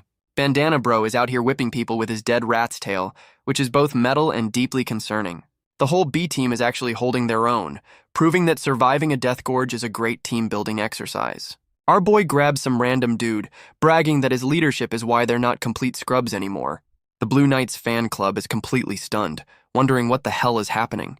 And the Blue Knight General just drops his spear from the sky, probably tired of watching this non-lethal beatdown. And a new boss lady shows up dressed for a beach party, immediately roasting her own troops for being scrubs. The Blue Knight General is immediately on his knees, simping and making excuses for why he failed the mission. Spear Mommy Umaru turns to our boy's crew, asking why the hell they're fighting their own people. And Blondie Riku tries to play diplomat, hitting her with the "can't we all just get along" speech. Spear Mommy just laughs in his face, calling his peace treaty bullshit, the dumbest thing she's ever heard. She drops the lore bomb that some 10 rulers are pulling the strings, and they're just following orders. Our boy Kai steps up, asking if she's really just going to be a mindless puppet for some unseen bosses. He hits her with the Galaxy Brain plan, team up with the enemy and start a full-blown revolution. She shuts that shit down immediately, revealing the locals are literally on the menu for her bosses. Our boy is still on his therapy no jutsu, asking what the point of all this murder hoboing really is. Spear Mommy Umaru is calling our boy a complete idiot for trying to make friends with the damn food. And she immediately chooses violence, telling our boy she'll eat him or the enemy, it's all the same to her. Our boy actually blocks the attack. Guess he's not a total scrub even without the big power-up. Spear Mommy is actually impressed, calling him skilled but still a dumbass for picking the wrong team. Our boy goes for the counter kick, still trying to prove his power of friendship bullshit isn't a total joke. She's taking him seriously now, realizing this idiot might actually have some hands after all. She gives him a full performance review before announcing she's about to use her ultimate move to end it. And she yeets her Killing Spear Whirlwind, which is just a fancy way of saying Giant Death Beyblade. Our boy manages to block the Death Beyblade, but he's definitely feeling the strain from that one. Loli Eye tries to jump in, but our boy hits her with the "I got this," probably to protect his fragile ego. Our boy hits her with the "she's my trump card" excuse, trying to look cool while his arms are probably shaking. And Spear Mommy immediately calls his bluff, dropping a whole-ass spear on his head from orbit. Our boy barely dodges, proving he's at least got some agility left after his power-up expired. He's finally realizing he can't win a long-range fight and needs to get up close and personal. Spear Mommy is just flexing now, basically telling him he can't even touch her weapon, let alone her. So his brilliant plan is to just tank the magic spear head-on. What could possibly go wrong? And she yeets the spear again, telling it to turn our boy into a fine red mist. Our boy actually catches the damn thing, trying to wrestle a magic spear like a complete madman. And he's got that psycho grin on his face, like he just baited her into the most obvious trap ever. And the spear just fucking explodes in his hands. Guess his plan was to just get blown up. Spear Mommy is panicking, realizing our boy pulled a Naruto and the one that exploded was just a clone. And our boy pops out of the ground like a damn sand shark, ready to turn her into a kebab with her own spear. He's using her own weapon against her, turning it into a goddamn drill to show her who's boss. Spear Mommy is absolutely livid that she got outplayed by the guy she called a dumbass 2 minutes ago.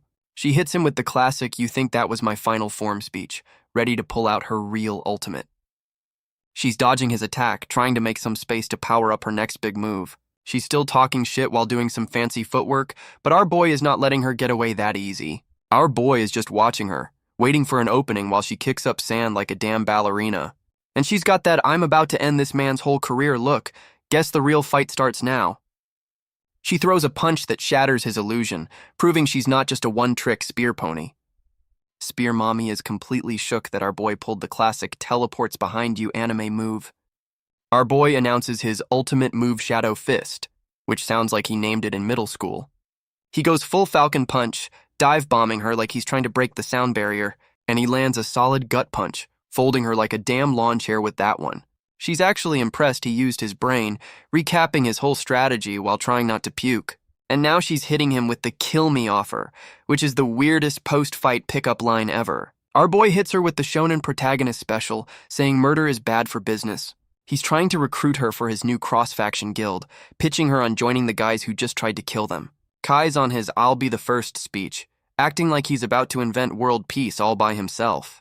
And he hits her with the friendship handshake offer, trying to recruit the enemy boss like this is a damn RPG. Spear Mommy is having a full-on flashback, remembering her old master. Guess our boy's speech hit a nerve. And we're in her tragic backstory, where a baby Spear Mommy is about to risk it all for a damn loaf of bread. But of course, some asshole's hand swoops in to snatch the food right before she gets it. This dickhead pulls a sword on a kid, saying she's not worthy of the bread. What a fucking hero. And he's about to execute a literal child over a carb, promising a quick death like it's a fucking favor. But some shirtless Giga Chad swoops in to save the day, blocking the attack like a true shonen sensei. He apologizes for being late, and you can already tell this is the dude who shaped her whole worldview. And yup, she's calling him master while he gives her the "you're safe now" hug. This is 100% her origin story. She's asking him why they're always fighting, and he's giving her the "war never changes" speech. And he drops the final lesson. Anyone who tries to make peace in their country just gets fucking killed. Her master gives her the "we gotta survive to rebuild" speech, the classic shonen protagonist starter pack. And she's calling our boy the fool her master was talking about. Guess he's got that main character energy. Back in the present, Spear Mommy admits our boy's got that special brand of dumbass charm. She's actually considering his offer, realizing he's the fool her master predicted would show up. But she immediately hits him with the "you're not high enough level for the final bosses yet." So she's giving him a final exam. Prove he's not just talking shit or she'll keep trying to murder him. She's back on her kill or be killed bullshit, ready to throw down for her squad's survival. And she starts absorbing some dark energy, because a friendly duel is too boring for this psycho. She's having a full-on power-up seizure. Guess this is her version of going Super Saiyan. And she goes full demon mode, horns and all, because of course her final form is an edgelord's wet dream. Kai's like, "Hold up, you ate a shadow beast? WTF? This dude's power-up game is wild." Kai and Loli Eye are plotting, and she looks like she's about to drop some truth bombs. Loli Eye's like, "Don't even think about eating me for a power-up, perv." She knows his game. Kai's clarifying he wants her to transform into grown-up Ai, not be a snack. Smooth. Real smooth. Loli Eye's calling him out for being a thirsty creep, and honestly, she's not wrong. Spear Mommy struts in like she owns the place, dropping the "I'm just following orders" line. Spear Mommy's threatening them with death if they can't beat her. Classic villain move. Grown-up Ai's back and ready to rumble, shadow sword and all. Let's go. Spear Mommy charges in and it's on. Time for a desert showdown. Grown-up Ai blocks Spear Mommy's attack, looking like a seasoned pro. Get it, girl. Our boy Kai is charging up a Rasengan, while Grown-up Ai and Spear Mommy have their dance-off. Spear Mommy is giving them the "I'm not impressed" side-eye. She's already seen this shit before. She hits them with the breakdance whirlwind slash, dodging both of them like a damn pro. Kai's telling Grown-up Ai to stay back while he plays bait. What a gentleman. And Grown-up Ai immediately ignores him and charges in, because she's the one with the big sword. She comes in with the aerial wind slash, trying to end this with a flashy finisher. But Spear Mommy just swats it away like a damn fly. She's not even breaking a sweat. The attacks collide, creating another pretty light show that probably does 0 actual damage. Our boy tries to pull the same distraction move again, yelling, "Take this!" like a damn Power Ranger. And Spear Mommy immediately calls his bluff and shanks the real him. Guess that trick only works once. Spear Mommy is flexing on our boy, bragging that her attacks are basically homing missiles of pain.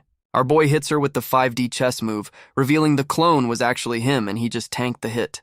She's completely shook that this dumbass willingly got impaled just to get in close for a punch. And he sends her flying with a goddamn uppercut, proving his pain tolerance is higher than his IQ. She eats dirt while our boy just stands there, probably bleeding internally but trying to look cool. And she's actually laughing on the ground, congratulating him on the win like this was just a friendly spar. Our boy immediately cashes in his victory token, telling her to join his crew as promised. She actually agrees. Guess getting folded by a dumbass is her version of a job interview. Spear Mommy immediately tells her goons to chill the fuck out, calling off the whole damn war. And she announces to her whole army that they're following our boy now. What a fucking glow-up. And her goons are already on board, hoping our boy can lead them without all the murder hoboing. Spear Mommy is on her redemption arc, declaring she's trying this whole no bloodshed thing now. Her whole army is literally crying with joy, ready to follow her into this new pacifist MLM scheme. Our boy is looking at her like there's a catch, because there's always a fucking catch. And she immediately hits him with the, no time to explain, listen to this secret plot dump. She's giving him the full history lesson, saying this new war is a whole different kind of fucked up. And she drops the bomb that one of the 10 rulers is about to start some shit. Guess we found the final bosses. Our boy is asking the real questions, like why these god-tier psychos are even bothering with a war. She explains the rulers are just farming strong people to eat, running a whole damn Hunger Games for snacks. And apparently they keep the war small so no one gets strong enough to fight back. What a bunch of cowards. Spear Mommy's dropping the lore bomb, saying some new psycho showed up and fucked everything up. And the new problem is some red-haired edgelord named Gilbert, who looks like he just crawled out of a Hot Topic. Our boy asks his lowly if she knows the guy, and she's just as clueless as he is. What a great intel team. Spear Mommy reveals this Gilbert dude is a shadow beast, which explains the whole I'm evil aesthetic. Our boy and his lowly are completely shook, realizing they just went from fighting people to fighting actual monsters. She explains some shadow beasts leveled up their IQ and became god tier by eating people, basically a rival faction of psychos. Our boy's finally using his brain, asking if these cannibal monsters have their own kingdom to rival the other psychos. And yep, they've got their own damn country, the Shadow Beast Wasteland, which sounds like a lovely vacation spot.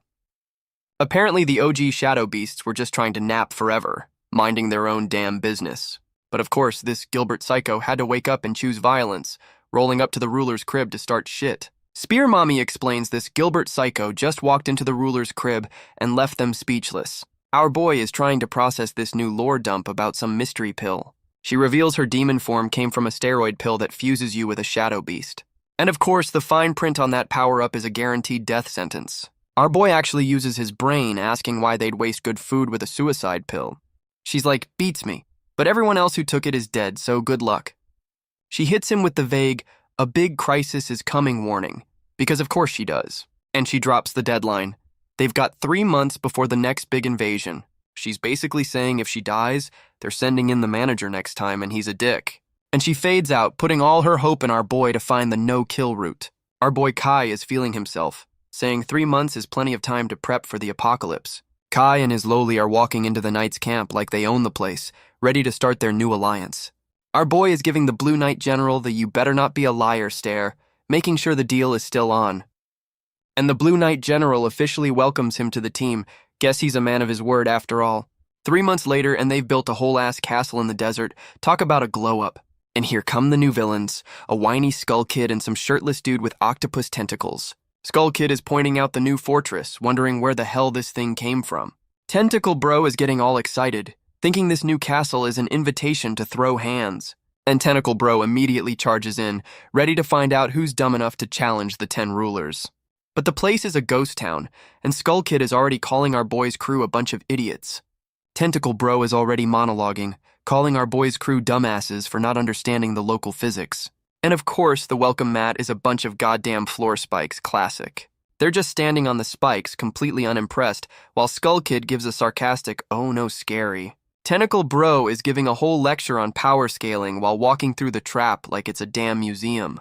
And now we've got flying axes, because this place was clearly designed by a 12-year-old D&D master. Tentacle Bro doesn't even flinch, just turns to face the incoming hardware like he's bored. He just catches the damn axe midair with his bare hand, what a fucking show-off. And then he crushes the axe head with his grip, just to make sure everyone knows he's on his bullshit. But he suddenly smells something, and his whole I'm a badass vibe immediately evaporates. This psycho is finally on high alert, realizing the lame traps were just the appetizer for the main course. And Tentacle Bro immediately gets caught in a cage looking like he's already so over this shit. He tries to punch his way out, but this ain't some cheap-ass Spirit Halloween prop cage. This psycho realizes he's been nerfed by some damn flowers. Guess our boy's been gardening. And of course our boy Kai and his Loli are watching from above like a couple of proud parents. They're giving each other a high five like they just won the damn science fair. What a couple of nerds. Tentacle Bro spots them, demanding to know who built this surprisingly sturdy piece of shit. Our boy Kai hits him with the smug protagonist pose, ready to drop his master plan. He gives a whole-ass lecture on teamwork, like this is some after-school special about friendship. Kai is still flexing his power of teamwork speech, acting like he just invented the concept. But Tentacle Bro hits him with the, "You forgot my partner," revealing Skull Kid is still outside. And Skull Kid finally makes his entrance, acting all high and mighty like he wasn't just standing outside. This little psycho is complaining that our boy is trying to end the fight too soon. What a damn weirdo. Skull Kid is pissed that they put his boy Tentacle Bro in a cage, like he just insulted his favorite streamer. And this little simp is actually fawning over how cool Tentacle Bro looks in a cage. Get a damn room. Skull Kid goes full edgelord, pointing at our boy and declaring his death sentence for the crime of trapping his boss. And he immediately starts throwing hands, sending a whole-ass tornado at them without even saying hello. Our boy Kai grabs his Loli and dodges, complaining about this psycho's lack of manners. What a gentleman. Skull Kid is genuinely shocked they dodged. Guess he thought they'd just stand there and take it. So he just spams the same move over and over, hoping one of these damn tornadoes will eventually connect. Our boy realizes he's out of room to dodge and has to tank this shit. This is not looking good. Our boy Kai braces for impact, looking like he's about to get absolutely shredded by this psycho's Beyblade attack. He tanks the hit and is already bleeding, realizing this psycho put fucking rocks in his sandstorm. Skull Kid is bragging about his sand and stones combo, acting like he just invented the world's shittiest blender. This little psycho asks his caged boss for permission to keep our boy, and Tentacle Bro is like, "Sure, have fun." Our boy hits him with the "people aren't food" speech, which is a bold moral stance for a guy getting his ass kicked. Skull Kid calls him stubborn and starts hopping on the floor spikes, ready to make him beg. This psycho is coming in with a dive kick, promising to eat our boy after he makes him kneel. What a creep. And he's back to spamming his one move, trying to tear down the whole fortress with his damn sandstorm. The giant tornado is back and Skull Kid is taunting them from the sky like a true edgelord. Our boy decides there's only one way to deal with this, which probably means he's about to do something incredibly stupid. Kai tells Loli Eye it's go time, about to pull some crazy shit. Loli Eye is shook, wondering what this dumbass is planning now. Kai yeets Loli Eye like a goddamn football. What a gentleman. Kai sends a water tornado at Skull Kid. Guess he's learned a new trick. Skull Kid is unimpressed, calling this infighting a snooze fest. Skull Kid watches the tornado approach, wondering if it's even worth dodging. Grown-up Eye slices through the tornado like it's nothing. What a badass. Grown-up Eye spins around Skull Kid, creating a water vortex. Skull Kid is still unimpressed, saying she's just delaying the inevitable. Grown-up Eye tells Skull Kid she'll keep slashing until she lands a hit. Skull Kid is screaming for his boss, realizing Grown-up Eye is actually about to turn him into sushi. And Tentacle Bro is just chilling in his cage, drinking, completely ignoring his boy's panic attack. Tentacle Bro finally gets up, calling his own subordinate useless and announcing playtime is officially over. This psycho starts monologuing, asking our boy why he's a commander while Spear Mommy is just a warden. And he just melts the cage with the alcohol he was drinking because of course it was acid. Our boy is sweating bullets, realizing their whole sturdy cage plan just got dissolved by some villain moonshine. Tentacle Bro is still on his bullshit, bragging that he can solo anyone, anytime, anywhere. He's officially out of the cage and ready to throw hands. Guess the real boss fight is starting now. But our boy Kai isn't just gonna stand there, already charging up to stop this psycho's victory lap. Kai lunges in, ready to shut this dude's monologue down with a face full of fist. Tentacle Bro goes full anime villain, talking about his infinite strikes like he's a damn fighting game character. And he immediately starts throwing hands, hitting our boy with the full aura, aura, aura treatment. Our boy Kai eats a clean hit to the jaw. Guess his face tanking skills are still top tier. He gets absolutely launched, and Grown-Up Eye is having a full-on panic attack for her master. Tentacle Bro tries to finish him off with a damn laser beam. This psycho has zero chill. But Grown-Up Eye jumps in to parry the attack, proving she's the only competent one on this team. Tentacle Bro is actually impressed, while Skull Kid simps from the background like a proud parent.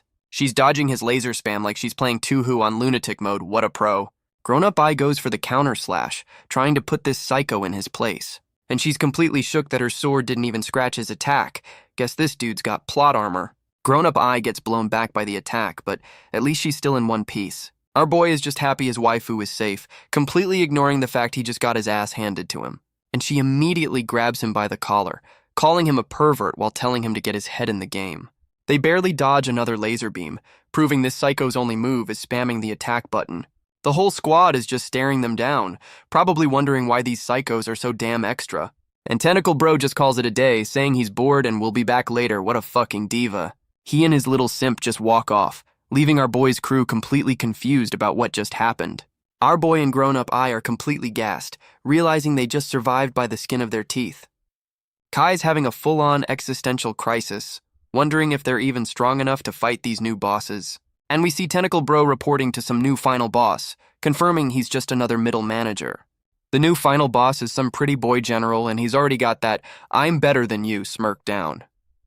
Tentacle Bro is reporting that our boy's crew actually built a base. What a fucking concept. This psycho is getting all giddy about new test subjects, which is never a good sign for the main characters. And Tentacle Bro just takes the order. Guess he's just the muscle for this new pretty boy psycho. This motherfucker is just casually sipping wine, planning a whole-ass war like it's a damn dinner party. He's giving the whole to victory speech, acting like he's the damn hero of this story. And with that psycho smile, he officially kicks off the next season of murder and mayhem. 1 month later, and our boy's crew has a whole-ass peace fortress, which is just asking for trouble. And Bandana Bro has been demoted to the fucking secretary, drowning in a sea of paperwork. My man is so stressed he's trying to write with 2 pens at once. Guess peace is hell on the wrists. And Bandana Bro is having a full-on mental breakdown, realizing peace is just a different kind of war. He's officially had enough of this desk job and is on a mission to make our boy share the pain. And where's our fearless leader? Passed the fuck out in the middle of the training grounds. Our boy and his lowly are just napping the day away, completely oblivious to the incoming paperwork-fueled rage. Kai's slacker senses finally kick in, realizing his nap is about to be rudely interrupted. He greets Bandana Bro like he didn't just delegate his entire workload onto him. What a great boss. Bandana Bro is radiating pure, unadulterated rage at the sight of this lazy dumbass. And he goes full shadow mode, ready to file a formal complaint directly into our boy's face. Bandana Bro is chasing our boy down, screaming about broken promises and the horrors of middle management. And now our boy is getting hazed by his own secretary, learning you don't fuck with the admin department. Our boy is paying for his nap time with 1,000 push-ups, using his lolly as a goddamn weighted vest. He finally hits the 1,000-rep mark, looking like his arms are about to fall the fuck off. And Loli Ai is already back to simping, calling him amazing for doing his punishment workout. Bandana Bro is still on his ass, calling him arrogant for thinking a new wall will solve all their problems. Our boy hits him with the smug, "Don't worry about me," like he didn't just get folded by Tentacle Bro. Kai actually apologizes and asks his secretary to keep hazing him, which is a wild HR violation. Bandana Bro is still the voice of reason, asking if their new sandcastle is really gonna stop the next psycho. Our boy goes full shonen protagonist, giving a thumbs up and promising a safe space for everyone to grind XP. Kai hits him with the "You prefer chaos?" line, while Bandana Bro just looks so done with this dude's optimism. And he ends with the friendship shoulder pat, talking about flying home like he's about to invent an airplane. Kai's on his power of hope bullshit again, and Bandana Bro is just wondering if it's too late to find a new leader. And Bandana Bro is actually buying into the dumbass's optimism. Guess the Stockholm Syndrome is kicking in. Our boy announces a new alliance and immediately delegates all the actual work to Bandana Bro so he can nap. And he just fucking bolts, leaving his secretary to handle international diplomacy. What a king. Bandana Bro is having his daily "why did I sign up for this shit" moment, a true middle manager's lament. And here comes the welcoming committee, led by some pretty boy in a vest I'm gonna call Flower Boy. Flower Boy is already stressing out his red shirts, worried his boss is gonna give him a bad performance review. His goon points out the new arrivals, and Flower Boy looks like he's already over this whole diplomacy thing. And the new envoy is some goth Loli with her squad of mysterious cloaked edgelords. Flower Boy officially welcomes Goth Loli to the Peace Fortress, which is the most ironic name for this place. Flower Boy is already throwing shade, asking Goth Loli why our boy sent a kid to do a man's job. Goth Loli hits him with the "our house is a death trap, so we're meeting you here" excuse, real welcoming. Flower Boy is like 8 bet, telling her to lead the way like he's not already planning a hostile takeover. and the two squads take a nice, long, awkward walk through the desert. You can just feel the tension. Flower Boy's spidey senses are tingling, realizing something about this whole setup is a little too convenient. He plays it cool when Goth Loli asks what's up, but you know this dude is about to choose violence. They finally arrive at the Peace Fortress, which looks way too nice to be in the middle of this shithole. Goth Loli gives him the look but don't touch warning because their insurance doesn't cover dumbasses. And Flower Boy immediately drops the nice guy act, calling her out and telling his goons to get her. The welcome party immediately turns into a goddamn standoff. Guess diplomacy was never on the menu. Flower Boy is demanding answers from Goth Loli, who's just standing there looking smug as hell. He's calling out the Peace Fortress name as total bullshit, demanding to know who the hell they are. Goth Loli tries to gaslight him, insisting this is the place and inviting them into the obvious death trap. Flower Boy gives her the "you really think I'm that stupid" look, not buying her act for a second. So he just walks up to a random wall to test his theory, because fuck it, why not? And he immediately winds up to punch the shit out of it. Guess that's his version of a building inspection.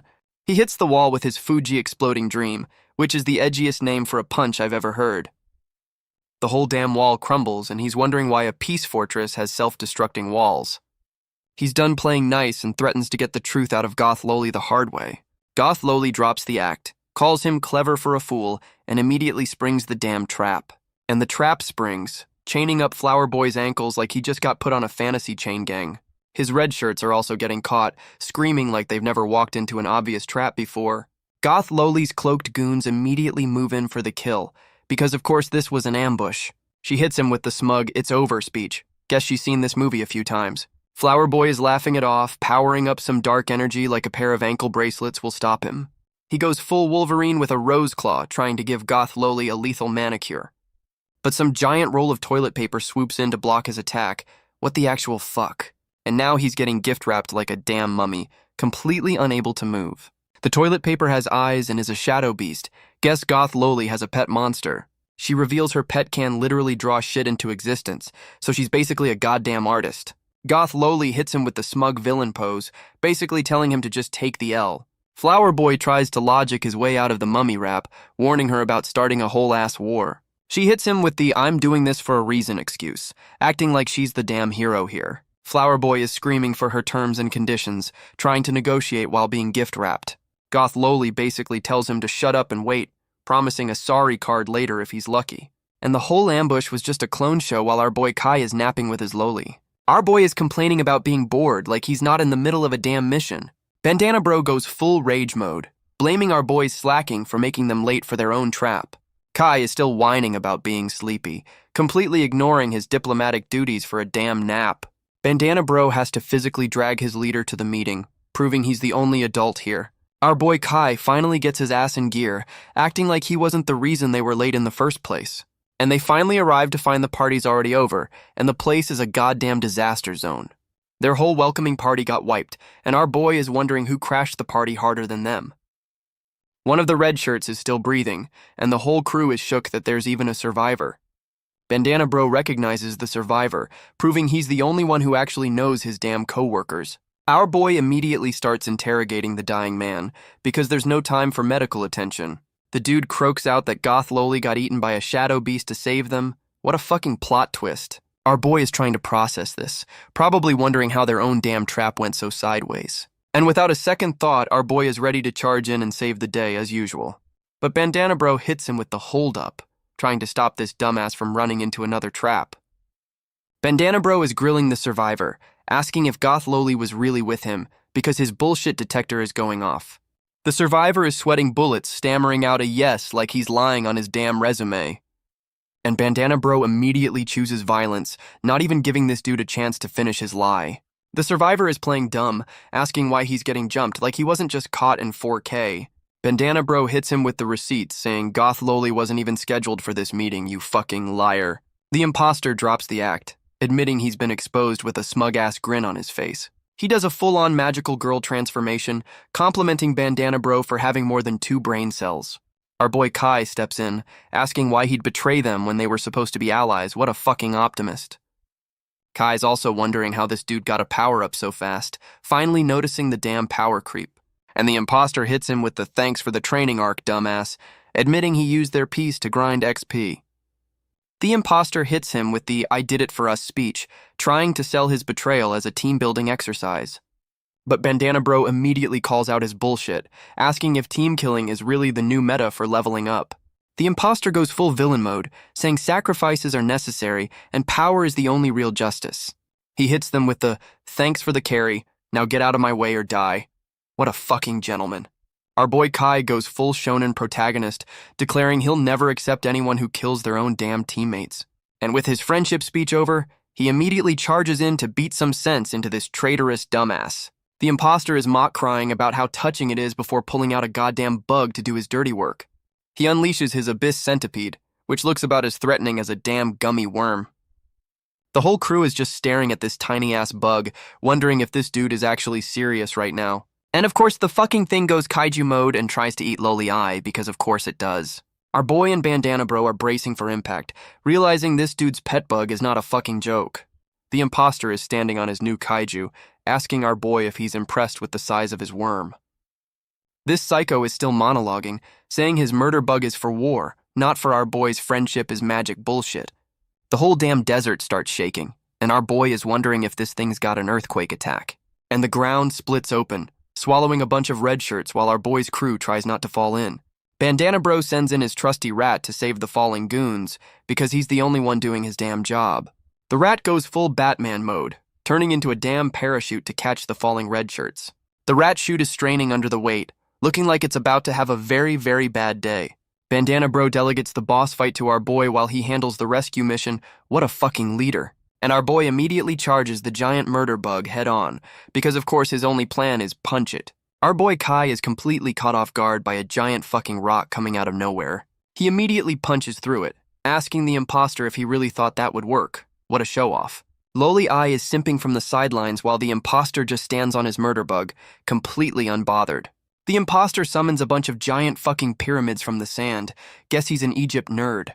This psycho is bragging that his bug is basically a god in the desert. What a fucking tryhard.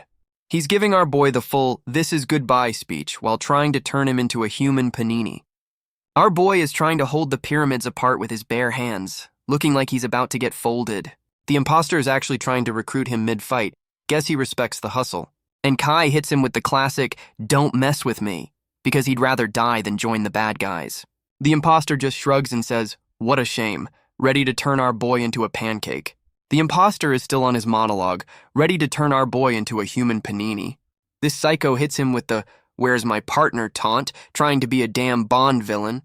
And right on cue, a giant fucking laser beam comes in for the last-minute save. The imposter and his murder bug are getting absolutely blasted, completely caught off guard. This dude is completely shook, wondering how the hell his perfect plan just went up in smoke. And it's Loli Eye, explaining her laser got a buff when our boy leveled up. What a great support character. Our boy Kai busts out of the rock, ready to return the favor for that near-death experience. He punches a clean hole through the pyramid, just to make sure the imposter knows he's fucked. Kai hits him with the smug "surrender now" speech, acting like he had this planned all along. But the imposter hits him with the "this isn't even my final form" classic. What a fucking loser. The imposter's murder bug just pops back up, and this psycho is just standing there like he didn't just get blasted. The murder bug pulls a damn tremors and just fucking vanishes underground, leaving a giant sinkhole. And the imposter is actually complaining that his own damn murder bug dipped. What a fucking amateur. Our boy asks his personal radar where the bug went, but she's drawing a blank. Guess it's gone for good. Our boy is having a galaxy brain moment, realizing the imposter just pulled a fast one on them. Kai is on his knees screaming at the sky because the villain escaped. Talk about a sore loser. And Bandana Bro is just staring, completely deadpan, at his leader having a public meltdown.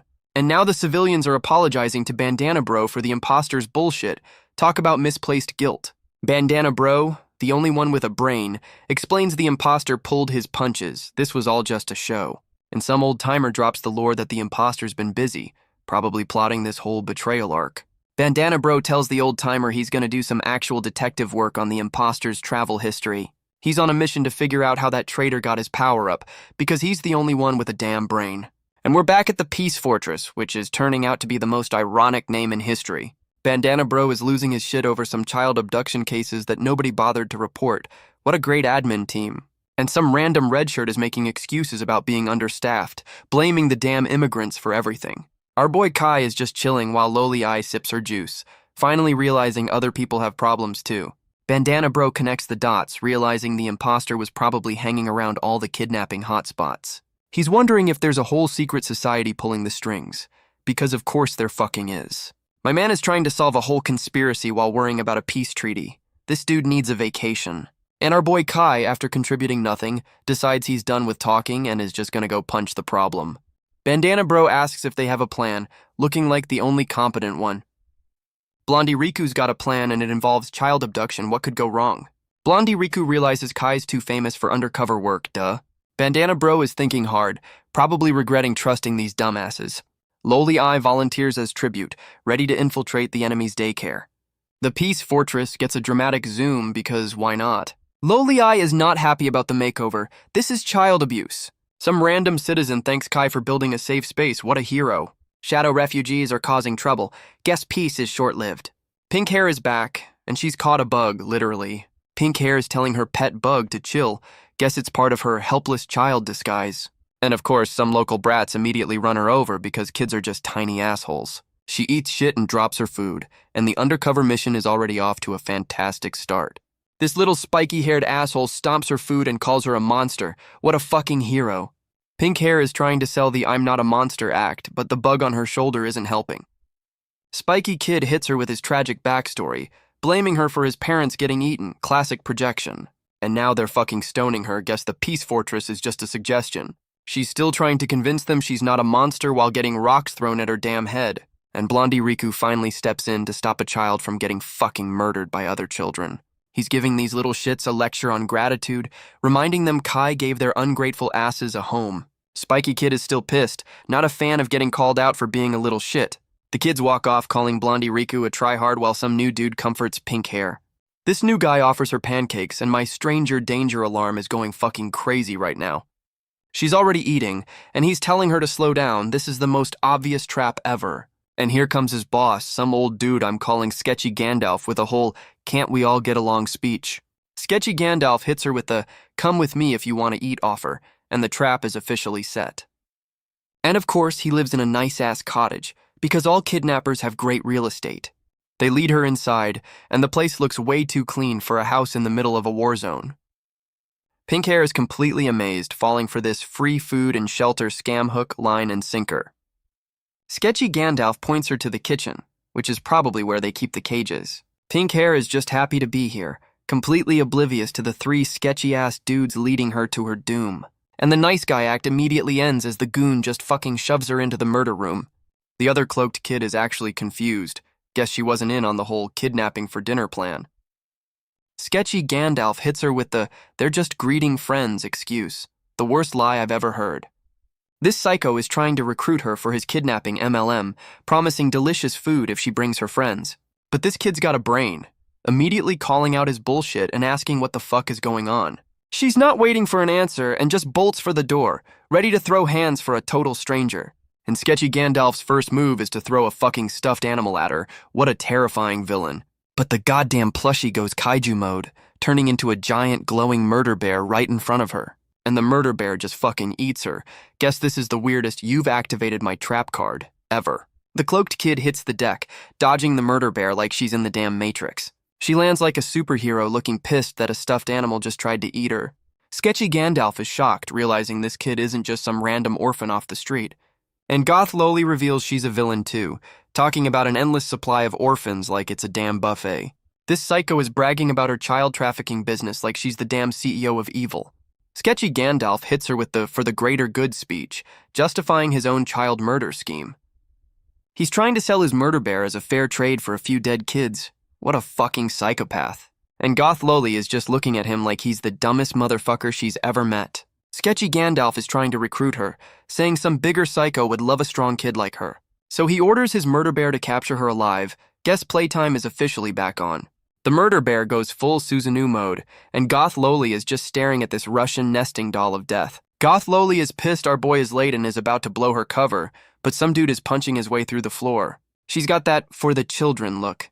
Guess her villain act was just a cover for her hero complex. The ceiling starts cracking, and the murder bear is about to get a surprise guest from above.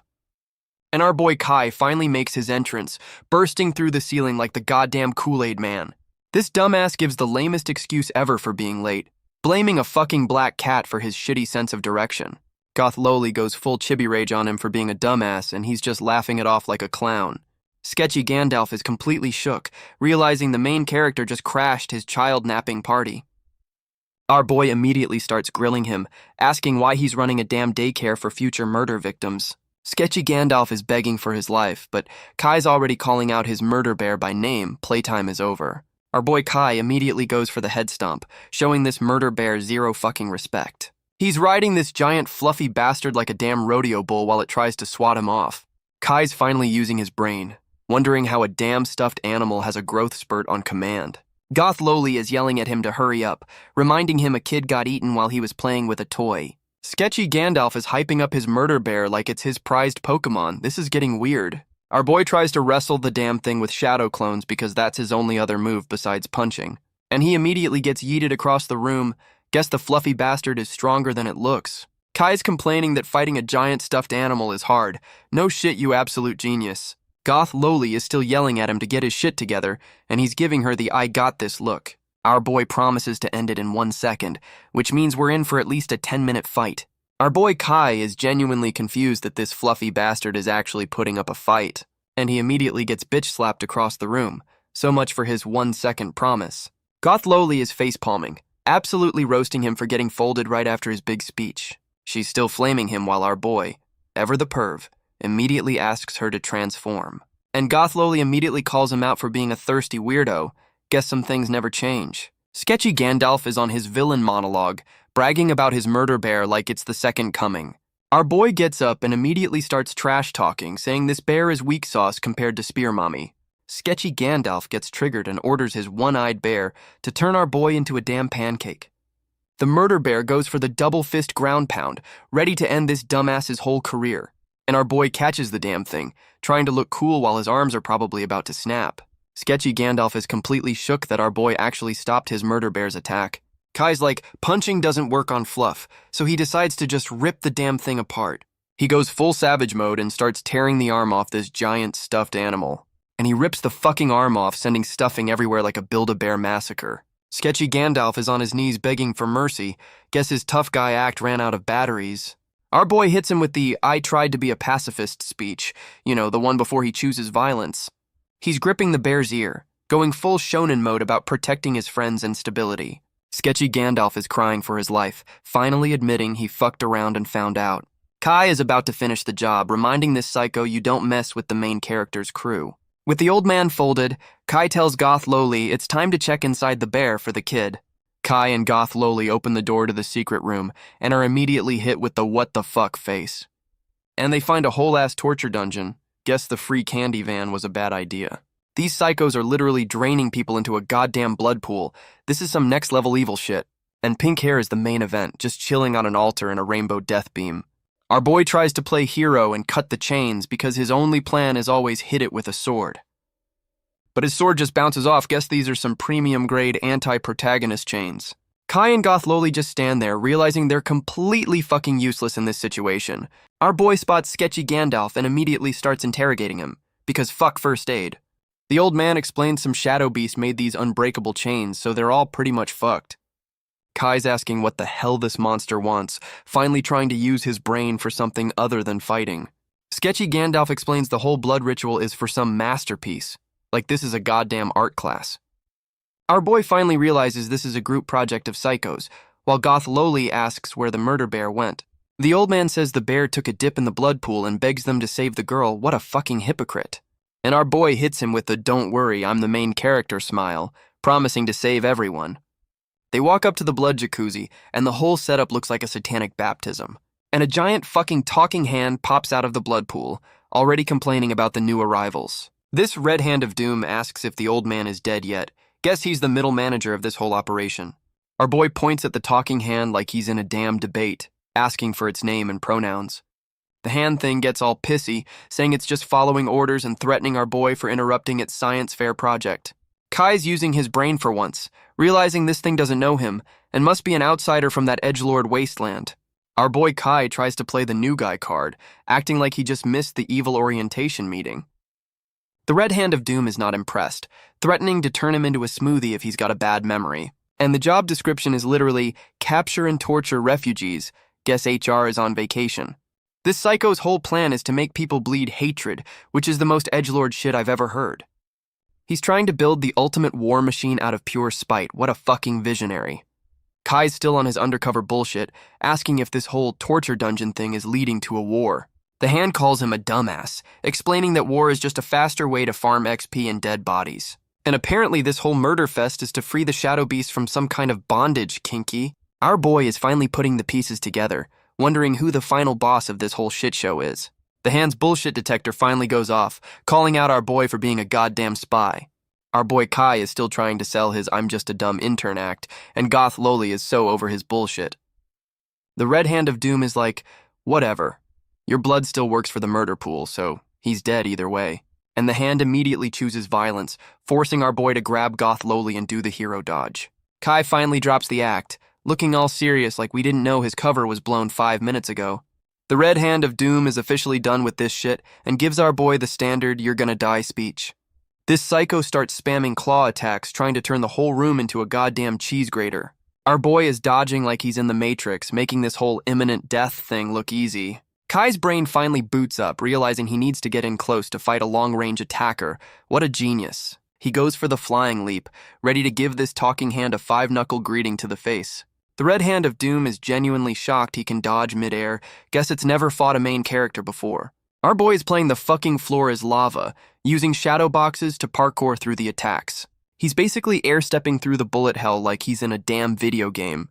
The Red Hand of Doom is actually sweating, realizing our boy is about to close the distance. Kai is coming in hot, and the Hand thing is just spamming attacks in a full-blown panic. He lands right in its face, and this psycho is looking like it just saw a goddamn ghost. And our boy immediately goes for the hug of death, tackling this thing like a damn linebacker. Kai hits him with the smug, "You're stuck in the kiddie pool, aren't you?" Galaxy brain moment. He fires up his foot jets and starts dragging this screaming hand out of its damn blood jacuzzi.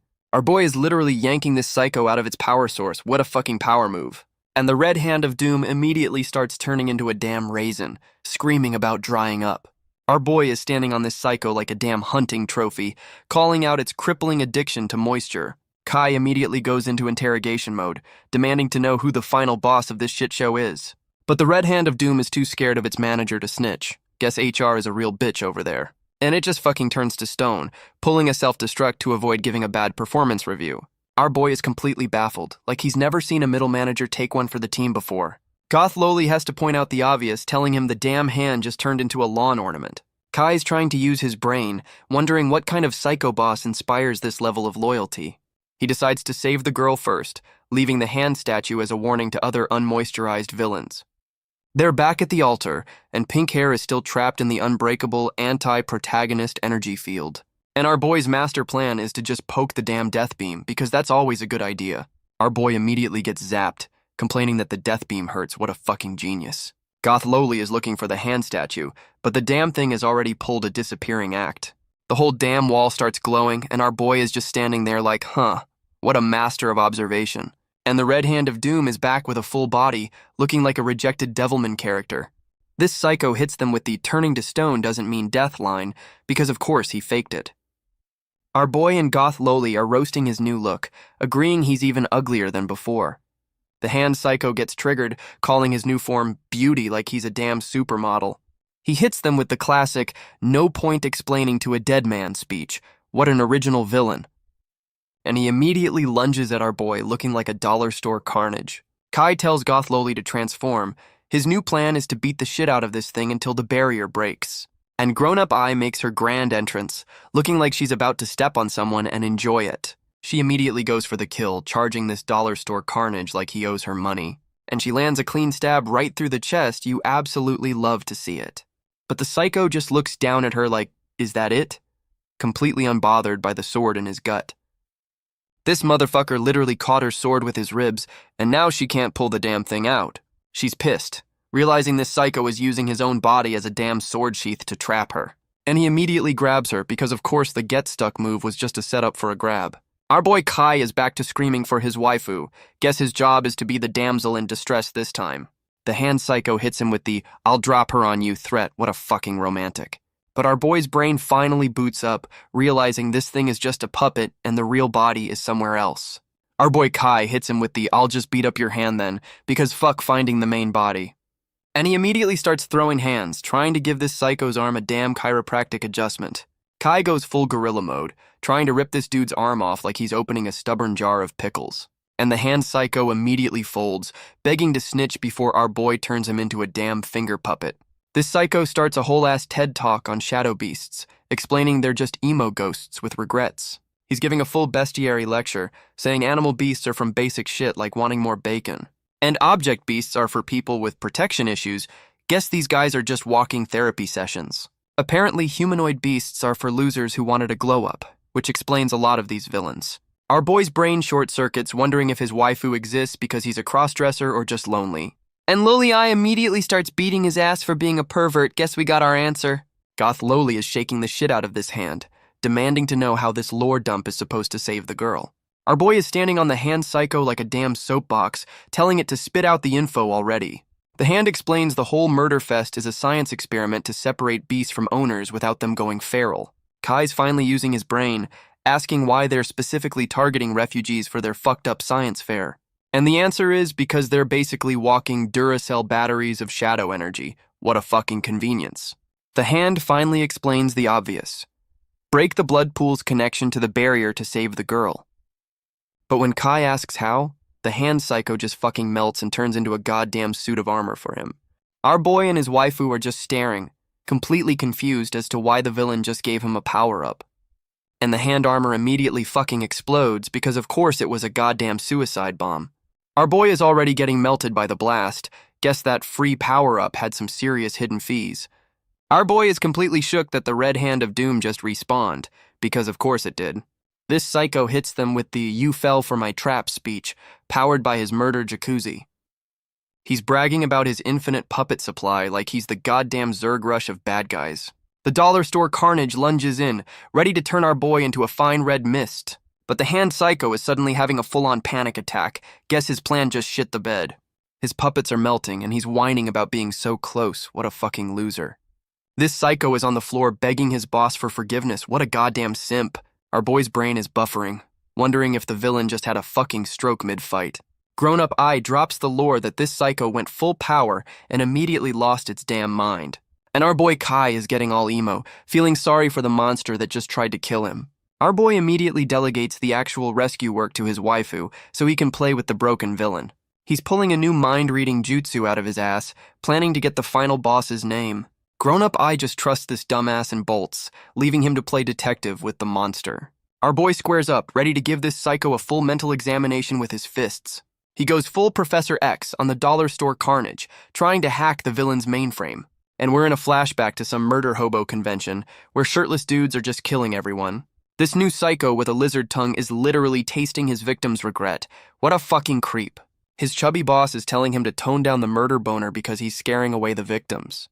Lizard Tongue hits him with the "don't worry, people die all the time" logic. What a fucking optimist. And the whole murder squad just casually strolls off to find a new town to terrorize. And now we're in some kid's tragic backstory, hiding in a cave with his dog like a damn hermit. The kid's telling his dog, Pochi, that the coast is clear. Guess the murder hobo's clocked out for the day. He tells his dog to just bite his hand to follow him, which is a weirdly hardcore guide dog system. And of course, an earthquake hits right on cue because this kid can't catch a fucking break. The dog goes full hero mode, dragging his master out of the collapsing cave by the arm. And it's Blondie Riku asking the dog if this is its tragic past. Wait, the fucking dog is the psycho? We get the dog's POV, his name is Cairo, and he's just a good boy who loves his master. The dog explains his master is blind, so they're a team, which is wholesome as fuck before the inevitable tragedy. But the dog's got one weakness. He's scared of the dark, you just know this is gonna end badly. And in the dark, the good boy turns into a feral murder beast, so that explains the whole damn thing. The good boy is having a full-on guilt trip about going feral and hurting his master in the dark. The blind kid hits him with the "if you're scared, just bark" speech, making a promise to always save each other.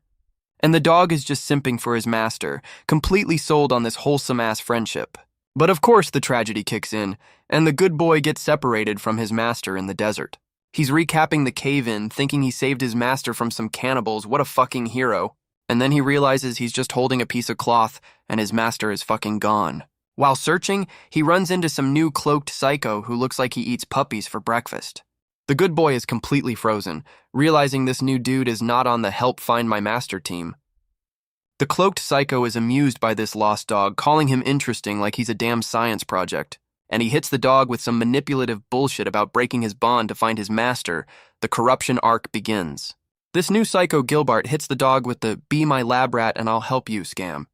And the good boy, desperate as hell, just agrees without reading the fucked up terms and conditions. So now he's a goddamn blood-collecting mule for this psycho's fucked up science fair.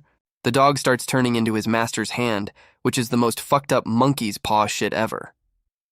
He's fully transformed into the red hand of doom, huffing that sweet, "it's for my master" copium. And now he's blaming our boy Kai for ruining his plan, like they didn't just walk in on a murder dungeon. The hand psycho is having a full-on meltdown, begging his imaginary master not to leave him. Our boy Kai goes full therapist mode, asking if he's really lost or just deep in denial. The hand psycho is still screaming, "Nuh-uh, not ready to face the goddamn music." So Kai's like, "Aight, bet," powering up to serve this psycho a reality check, sword first. Our boy is forcing this psycho to watch his own tragic backstory, and the dude is not handling it well. He's projecting the truth right into this thing's chest, because therapy is for losers. We use violence here. And the big reveal is his master is fucking dead. Guess the dog's been on that denial juice for a while. The hand psycho is having a complete meltdown, realizing his entire villain arc was based on a lie. Kai hits him with the "you remember now, dumbass?" Look, ready to serve up some hard truths. And the plot twist is the good boy went feral in the dark and fucking 80 his master's arm. He didn't save his master, he fucking killed him. This is the darkest who's a good boy moment ever. The psycho finally admits it, confessing he killed his own damn master. Talk about a repressed memory. And Kai hits him with the "you got played, son," revealing that cloaked psycho Gilbart knew the whole time. Our boy goes for the redemption arc, asking the murder dog how to save the kid and be a good boy again. The murder dog finally spills the beans, explaining the only way to save the girl is with his own damn blood. Meanwhile, grown-up I is trying to break the other victims free, but these chains are on another level of bullshit. And the other test subjects are just watching their life force get drained, while some new blue hair looks pissed. Blue hair is trying to save some random dude who's been turned into a human blood fountain, but it's not looking good. The dude hits her with the "it's too late for me" speech, and she's just gotta take the L on that one. Our boy is demanding answers, but the murder dog hits him with the "it's too late." What a fucking drama queen. He finally snitches that the psycho Gilbart made the barrier and starts dropping lore about shadow beasts being emo ghosts. And he explains that when a master dies, the beast goes feral and eats them, basically recapping his own fuck-up. Apparently Pink Hair's little bug is running on pure hope, which is why she's not a monster yet. But the murder dog says it's a ticking time bomb before her pet bug eats her, projecting his trauma all over the place. The murder dog drops the lore that the final boss Gilbart's whole plan is to force a mass breakup between masters and their pets. Our boy Kai is like, is that even a thing? Finally questioning the bullshit power system in this world. This psycho Gilbart is literally building a gaslighting dimension to make people hate their own damn pets. And once the master dumps their pet, the beast goes feral and gets a power-up. What a great system. Then this psycho Gilbart just scoops up the traumatized, abandoned masters for his collection. What the fuck? He literally juices their trauma into a potion to help other beasts break free. This is some next-level evil. Our boy's brain finally boots up, realizing they're targeting kids because they're easy to gaslight.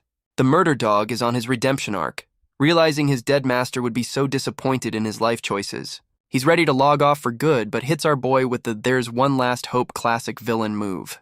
And our boy is like, spill it, ready for the last-minute plan that will definitely save the day. The murder dog lays out the plan. Our boy has to go on a field trip into this kid's mind to save her. And of course, there's a catch. If the kid's already given up, our boy gets trapped forever. What a great deal. Kai immediately cuts himself without a second thought, because why think when you can just bleed everywhere?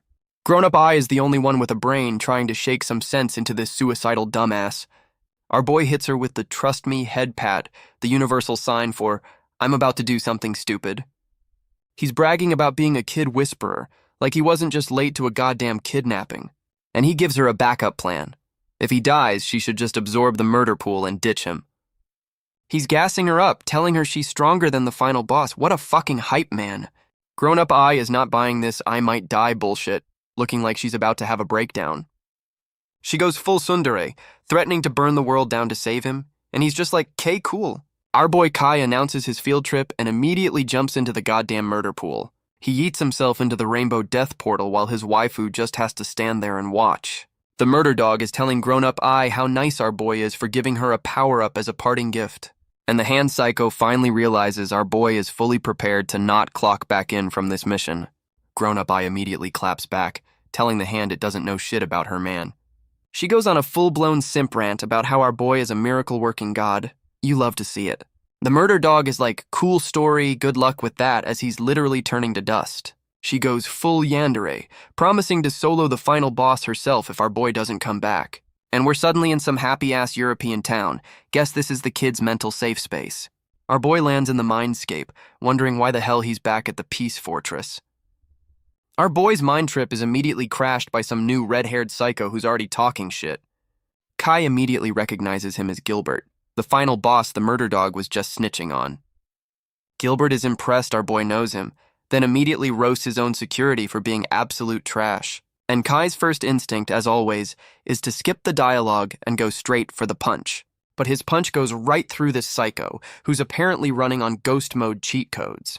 Gilbert hits him with the smug, "It's pointless" look, enjoying this way too fucking much. He explains he's just a ghost projection, so our boy is literally trying to punch a goddamn memory. Kai is still trying to throw hands, screaming that this psycho is about to start a whole-ass war.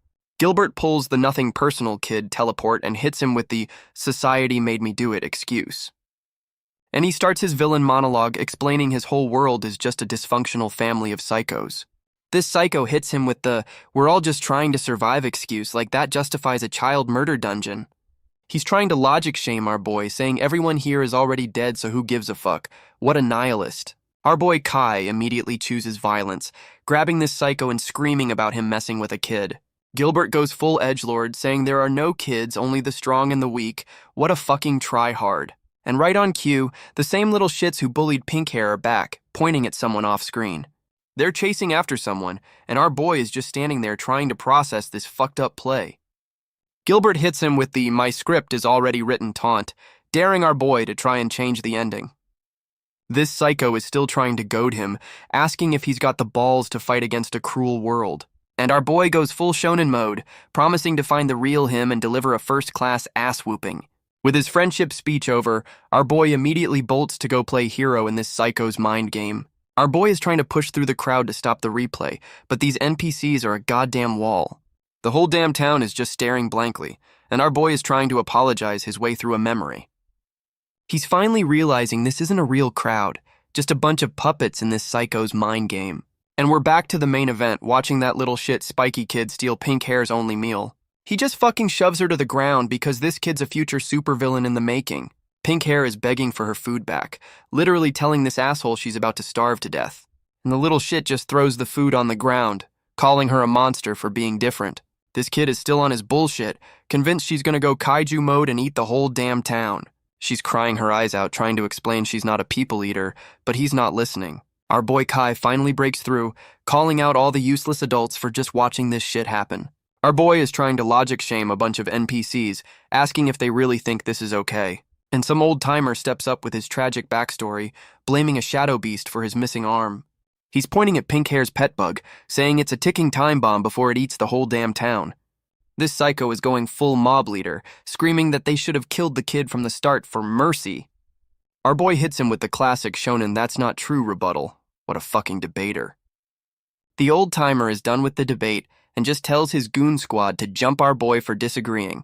And the whole damn village mob immediately tries to dogpile him, because fuck due process. While our boy is getting jumped, Pink Hair just fucking dips, leaving him to deal with the mess. Kai's getting choked out, finally realizing this is Gilbert's bullshit script playing out exactly as planned. He's still struggling, trying to break the script even though he knows this whole damn thing is rigged. Our boy Kai is finally done with this bullshit script and is about to go off on these NPCs. He unleashes a goddamn AoE attack, sending the whole mob flying because he's got a schedule to keep. With the NPCs folded, our boy immediately dips to go find the kid he was supposed to be saving. He's running through the empty streets, already losing his shit because he lost the damn kid. Our boy is out of breath, realizing he just let the main character of this memory run off alone. And pink hair is just booking it, running for her life from a bunch of mean words. She immediately eats shit on the pavement because this tragic backstory needs to hit all the cliches. And right on cue, sketchy Gandalf shows up to play the hero, offering to save her from this tragic fate. Pink hair is looking at this obvious kidnapper with stars in her eyes, completely buying the act. She's crying and hugging this psycho, thanking him for not abandoning her, and the trap is officially sprung. Sketchy Gandalf hits her with the "I'm here for you" line, and my stranger danger senses are screaming. He's giving her a piggyback ride, promising to solve everything, which is Kidnapper 101 for "Get in the van."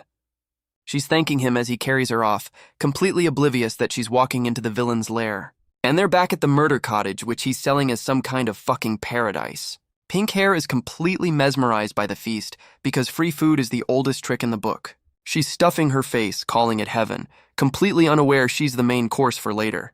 Sketchy Gandalf is laying the manipulation on thick, telling her this is their new home together.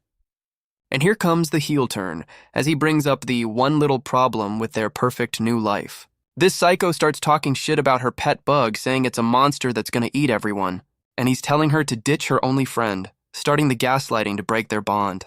Pink hair is still trying to defend her pet bug, swearing it's a good boy and they're a package deal. Sketchy Gandalf hits her with the "I can fix you" bullshit, telling her to just ditch the bug to be happy. He's promising her a lifetime supply of food, trying to buy her loyalty with a goddamn buffet. And the poor kid is actually hesitating. You can see the gaslighting starting to fucking work. This psycho tells her to look at her pet's true nature, like he's about to reveal its final form. And he shows her a vision of her bug going full swarm mode, eating everything like a damn plague. He's screaming that her pet is just a hungry monster that will eventually turn on her. What a dick. This psycho gets right in her face, asking if she's secretly scared of her own damn pet. And this motherfucker pulls out a goddamn hypnosis pendulum. We're officially in the mind control phase. He's swinging this shit in her face, trying to brainwash her into abandoning her only friend. And we're in a flashback to pink hair's happy past before her life went to absolute shit. She stops to check out something on a lamppost, and you just know this is the start of the tragedy. And it's her pet bug, back when it was just some random caterpillar she found on the street. The bug immediately goes for the facehugger attack, because personal space is just a suggestion. She's completely losing her shit. Guess she wasn't a fan of bugs even before the whole monster thing. The kid is having a full-blown panic attack, trying to shake the damn thing off her head. And in her panic, she runs straight into the fucking street. Oh shit, here we go. Her parents are watching in slow-motion horror, because of course they are, it's a tragic backstory. And she gets absolutely fucking flattened by a truck. Guess this is the memory they're weaponizing. Her parents are having a meltdown while the narration blames the bug. This is some next-level gaslighting. The lore drop explains she picked the bug she feared most as a coping mechanism. Talk about facing your fears. And sketchy Gandalf is getting a full-on villain boner, realizing her trauma makes her the perfect lab rat. This psycho is still trying to gaslight her, blaming the bug for her dead parents and telling her to ditch it. But pink hair is fighting back in her sleep, defending her pet bug like the loyal-ass friend she is. Sketchy Gandalf is getting pissed his mind control bullshit isn't working, so he's about to crank it up. He just fucking snaps his fingers to wake her up. Guess the gentle approach is officially over. She wakes up completely clueless, asking what's wrong while this psycho was just trying to rewire her brain. He's back on his "I'm just worried about you" bullshit, telling her the bug is gonna eat her one day. Pink hair is still defending her pet, crying that it would never hurt her. This is just sad to watch. So this psycho just shows her a fake-ass vision of her bug going full monster mode. What a fucking dick. Sketchy Gandalf is still on his gaslighting bullshit, telling her to prove her pet isn't a monster. And in the fake vision, her bug goes full kaiju mode and she's begging it to stop. The bug lunges and she's completely terrified, falling right into this psycho's trap. She's literally asking her own pet if it's gonna eat her. The mind break is almost complete. And right on cue, sketchy Gandalf plays the hero, saving her from the monster he just fucking invented. He's got her completely brainwashed, asking this kidnapper for life advice like he's her damn dad. This psycho pushes her away, telling her to endure the pain. What the fuck is this guy's deal? And now she's in fucking chains. Guess the gentle manipulation phase is officially over. This motherfucker pulls out a sword, about to torture a kid into abandoning her only friend. He's telling her to use the pain to break her bond. This is the most fucked up therapy session ever. This psycho is telling the kid to ditch her pet while holding a fucking sword. What a great therapist. And he just fucking stabs her hand because torturing a child is apparently part of the script. Her pet bug immediately goes into rage mode. Guess that's what happens when you stab its damn owner. Sketchy Gandalf is pissed his torture didn't work, calling a literal child's resolve weak. What a loser. So of course his brilliant solution is to just fucking stab her again. Because why not? But our boy Kai finally shows up and just tanks the goddamn sword with his back. What an entrance. Sketchy Gandalf is completely shook, like he's never seen someone interrupt his child abuse session before. Our boy calls out the final boss, Gilbert by name, asking if he's really okay with this fucked up script. Pink Hair is just staring, completely baffled as to why the main character just took a sword for her. And some new psycho appears, impressed our boy found him. Guess this is the real final boss, not the NPC. Pink Hair is completely lost, asking our boy what the fuck is going on and where the kidnapper went. Our boy hits her with the retcon, saying the real uncle died a hero trying to save her from her pet. He pulls the damn sword out of his back, telling her the old man went out like a G, no regrets. Kai's selling this new, less traumatic backstory, and she's completely buying it, crying her eyes out. The final boss, Gilbert, is pissed his mind break script got interrupted right at the good part. This psycho is bragging that he still got enough data from torturing a child. What a fucking scientist. Our boy goes full shonen mode, screaming at him for using people as his goddamn lab rats. Gilbert hits him with the "it's for the greater good" excuse, trying to justify his child abuse program. Kai's not buying the bullshit and promises to fold this psycho the first chance he gets. Gilbert just laughs it off, reminding our boy he's just fighting a goddamn hologram. What a troll. Gilbert points at the giant bug, basically saying sick 'em to the monster he just fucking created. Pink Hair is asking her pet what's wrong, completely clueless that her trauma is being weaponized. This psycho is gaslighting a literal child, asking why she can't control her own damn pet.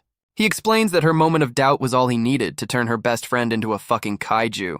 And of course he admits to juicing the bug with shadow energy because he's a cheating bastard. This motherfucker is standing on the bug's head, bragging that it'll be his new pet after it eats her. He's hyping up his new murder pet, telling our boy and the kid they're about to be on the menu. And he gives the final order, telling the bug to devour them all. What a fucking Pokemon battle. The bug goes full feral and our boy is just standing there like, you and what army? Gilbert starts powering up, ready to end this whole mind game with a goddamn light show. And Gilbert just shatters the whole damn mindscape. Guess the show's over and it's time to go. This psycho hits them with the farewell worthless food line before ghosting. What a fucking edgelord. Our boy's brain is finally working, realizing this was just a damn hologram and the real deal is way stronger. Pink Hair is screaming a warning as the giant murder bug tries to turn our boy into a damn pancake. Our boy is back to his Matrix bullshit, dodging these giant bug legs like he's playing Dance Dance Revolution. Kai's connecting the dots, wondering if some new psycho named Cyrus is also in on this whole kidnapping scheme. He's realizing this whole thing is a villain team-up, right before complaining the bug got a speed buff. Our boy's first thought is to grab the kid and run, but she's telling him to hold up for some reason. Pink Hair is pulling the "don't save me, I got this" move, which is a terrible idea against a kaiju.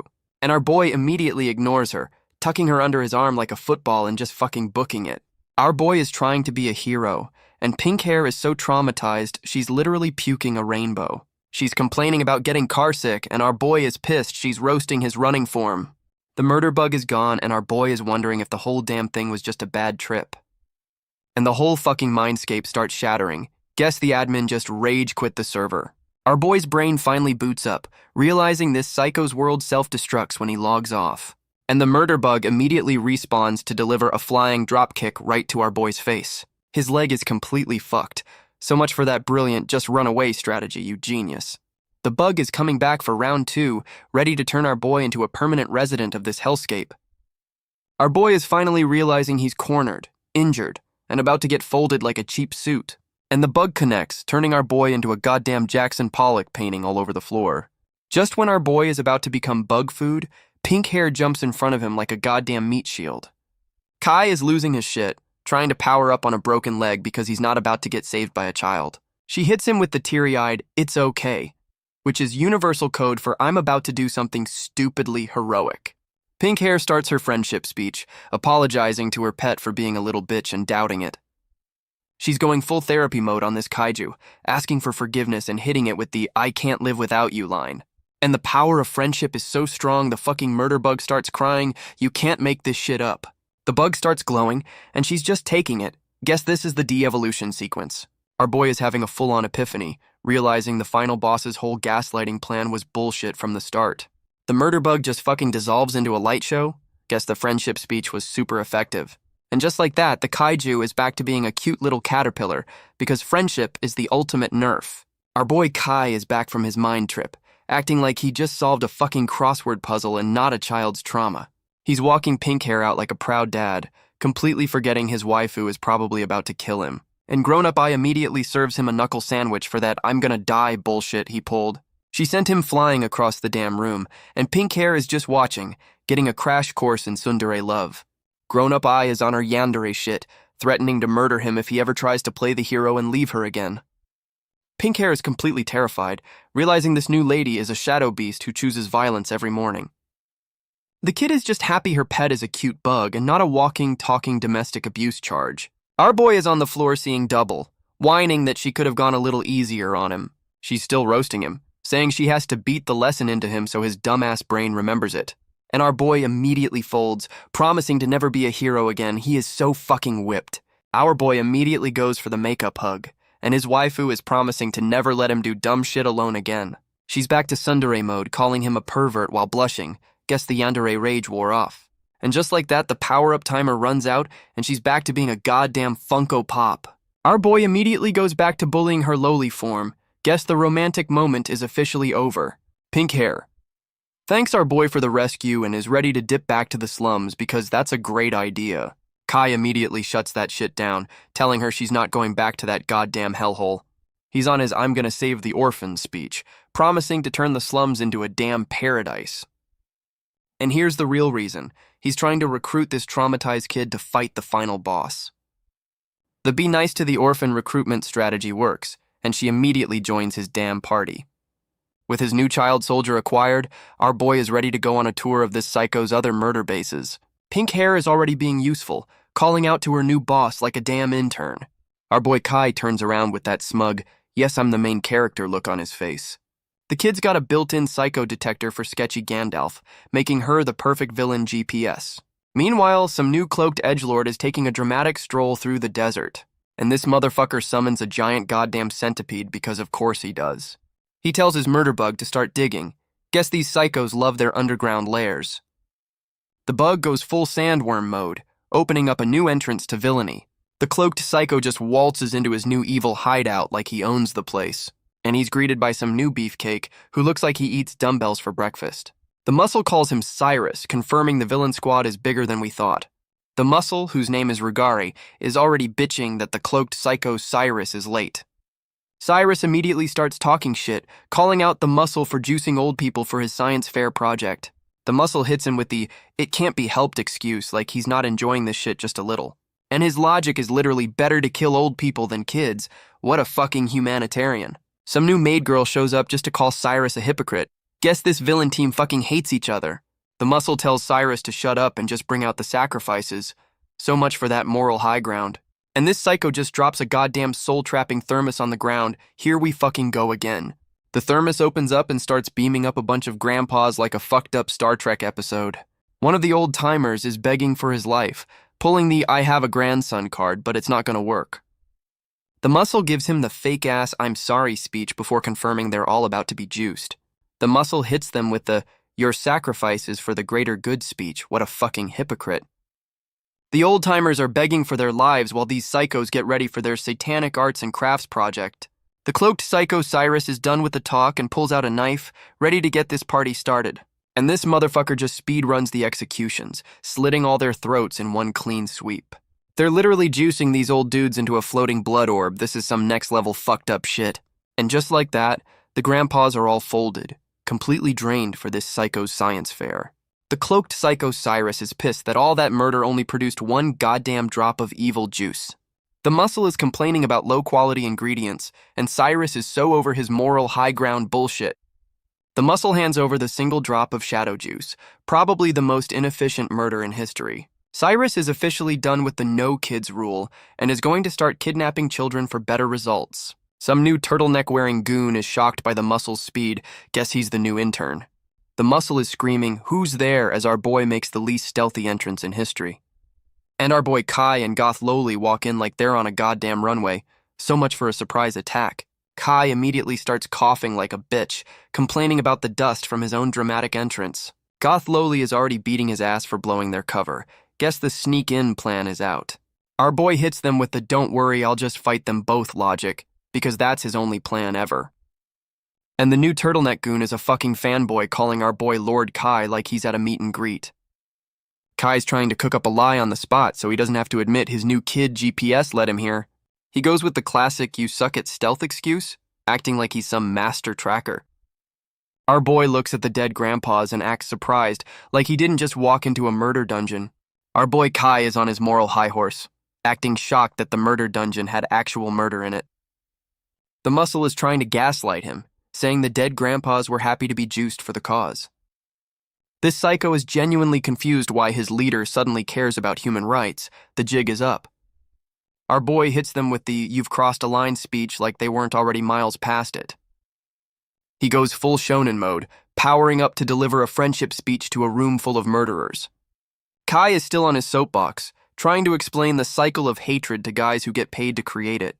The muscle is like, "That's a cute speech, but this is the real world, dumbass." And he's not wrong. And of course, the villain's solution to a philosophical debate is, "Let's just fucking fight." What a surprise. The muscle and his fanboy intern immediately team up to jump their leader for having a conscience. And a new blue-haired girl with a massive presence shows up to even the odds. Guess it's tag team time. And the new blue-haired girl immediately starts roasting her own master. Guess she's the brains of this operation.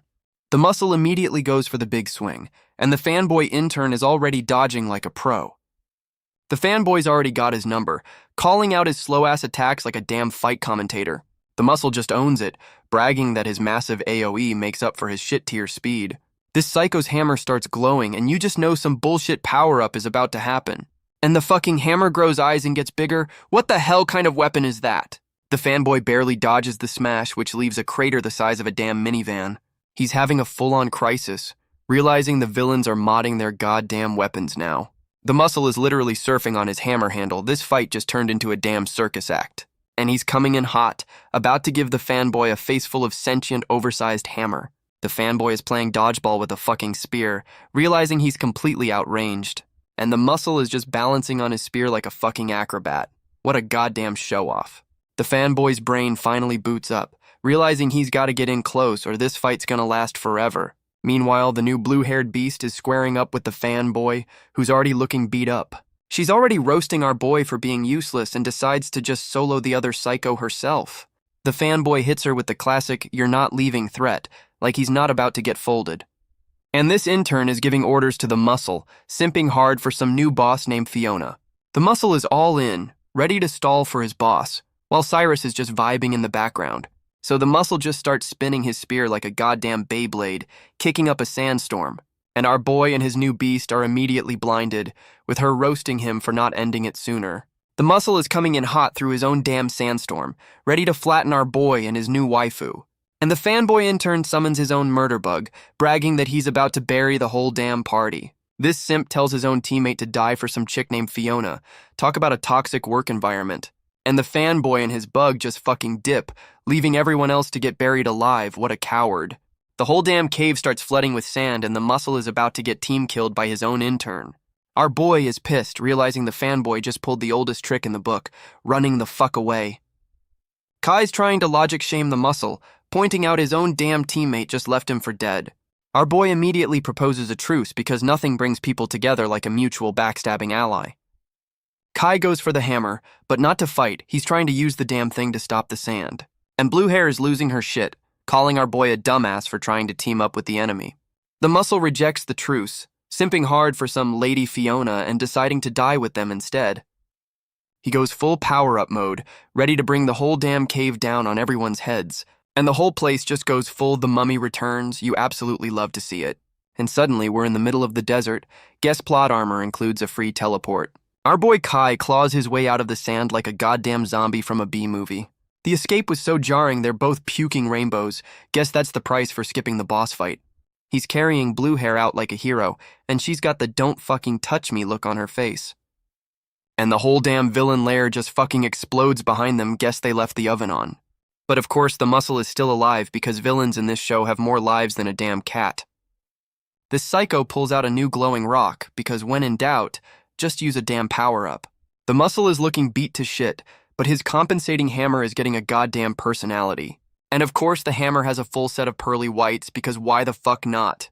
This psycho goes full Beyblade, powering up for one last fuck you to the world. Our boy explains he ate the grandpa juice and blue hair is just trying to keep up with the bullshit. The hammer is screaming for more food. Guess that power-up came with a serious case of the munchies. This psycho is literally apologizing to his hammer for giving it bad vibes. What a fucking conversation. He's crying about enduring pain for some Lady Fiona. The simp levels are off the goddamn charts. And the hammer just fucking bites him. Guess the therapy session didn't go so well. He's still apologizing while his own damn weapon is eating him. Talk about a toxic relationship. This motherfucker literally offers himself as a sacrifice, the ultimate simp move to end all simp moves. The muscle is getting eaten by his own hammer and is smiling about it. The simp levels are off the charts. And the murder hammer immediately celebrates its meal by shooting a goddamn laser beam out of its mouth. Our boy and blue hair are barely holding on against this simp-fueled Kamehameha wave. Kai's stating the obvious, realizing the grandpa juice is basically a super steroid for psychos. And the hammer just fucking evolves into a shirtless dude in a tie. What the hell is this power system? This new helmet dude is celebrating his freedom, already talking shit about his master's fake justice. He's on his villain monologue, happy he doesn't have to listen to his simp-ass master anymore. Our boy is asking the important questions, like who the fuck this new guy is and where the old one went. And this motherfucker just casually admits he ate his master. What a fucking team player. He renames himself Iron Man, which is the most unoriginal dollar store superhero name I've ever heard. This new psycho hits them with the, thanks for freeing me, now I gotta kill you logic, because his dead simp master said so. He's still simping for the master he just ate, saying he has to honor his last wish. What a fucking hypocrite. He immediately speed blitzes our boy, who's completely shook by how fast this new psycho is. But our boy Kai manages to block the kick. Guess he's not getting folded that easily. Iron Man is just chilling in the air, dodging whatever our boy threw at him like it's nothing. Kai's brain is finally catching up, realizing this new psycho is basically his equal in a fist fight. Blue hair finally decides to contribute, jumping in to make this a proper tag team beatdown.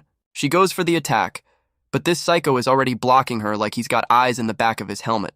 Her sword gets stopped cold. Guess raw power isn't gonna cut it with this one. And this motherfucker just catches her sword with his bare hand. What a goddamn show-off.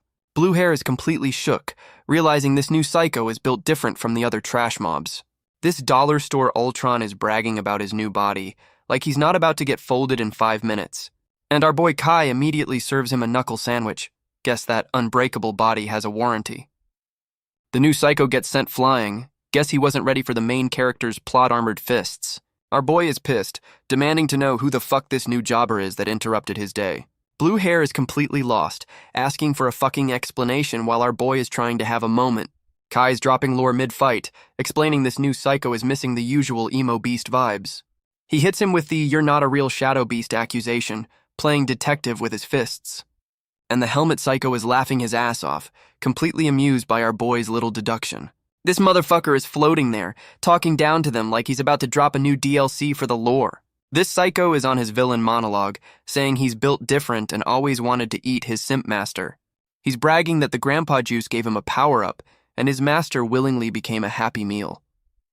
And now he's got to kill them to complete his Pokemon evolution into the ultimate shadow beast. What a grind. Our boy finally uses his brain, calling out the psycho's bullshit and suggesting a team-up attack. And they're off, going for the classic pincer move like they've actually practiced this shit before.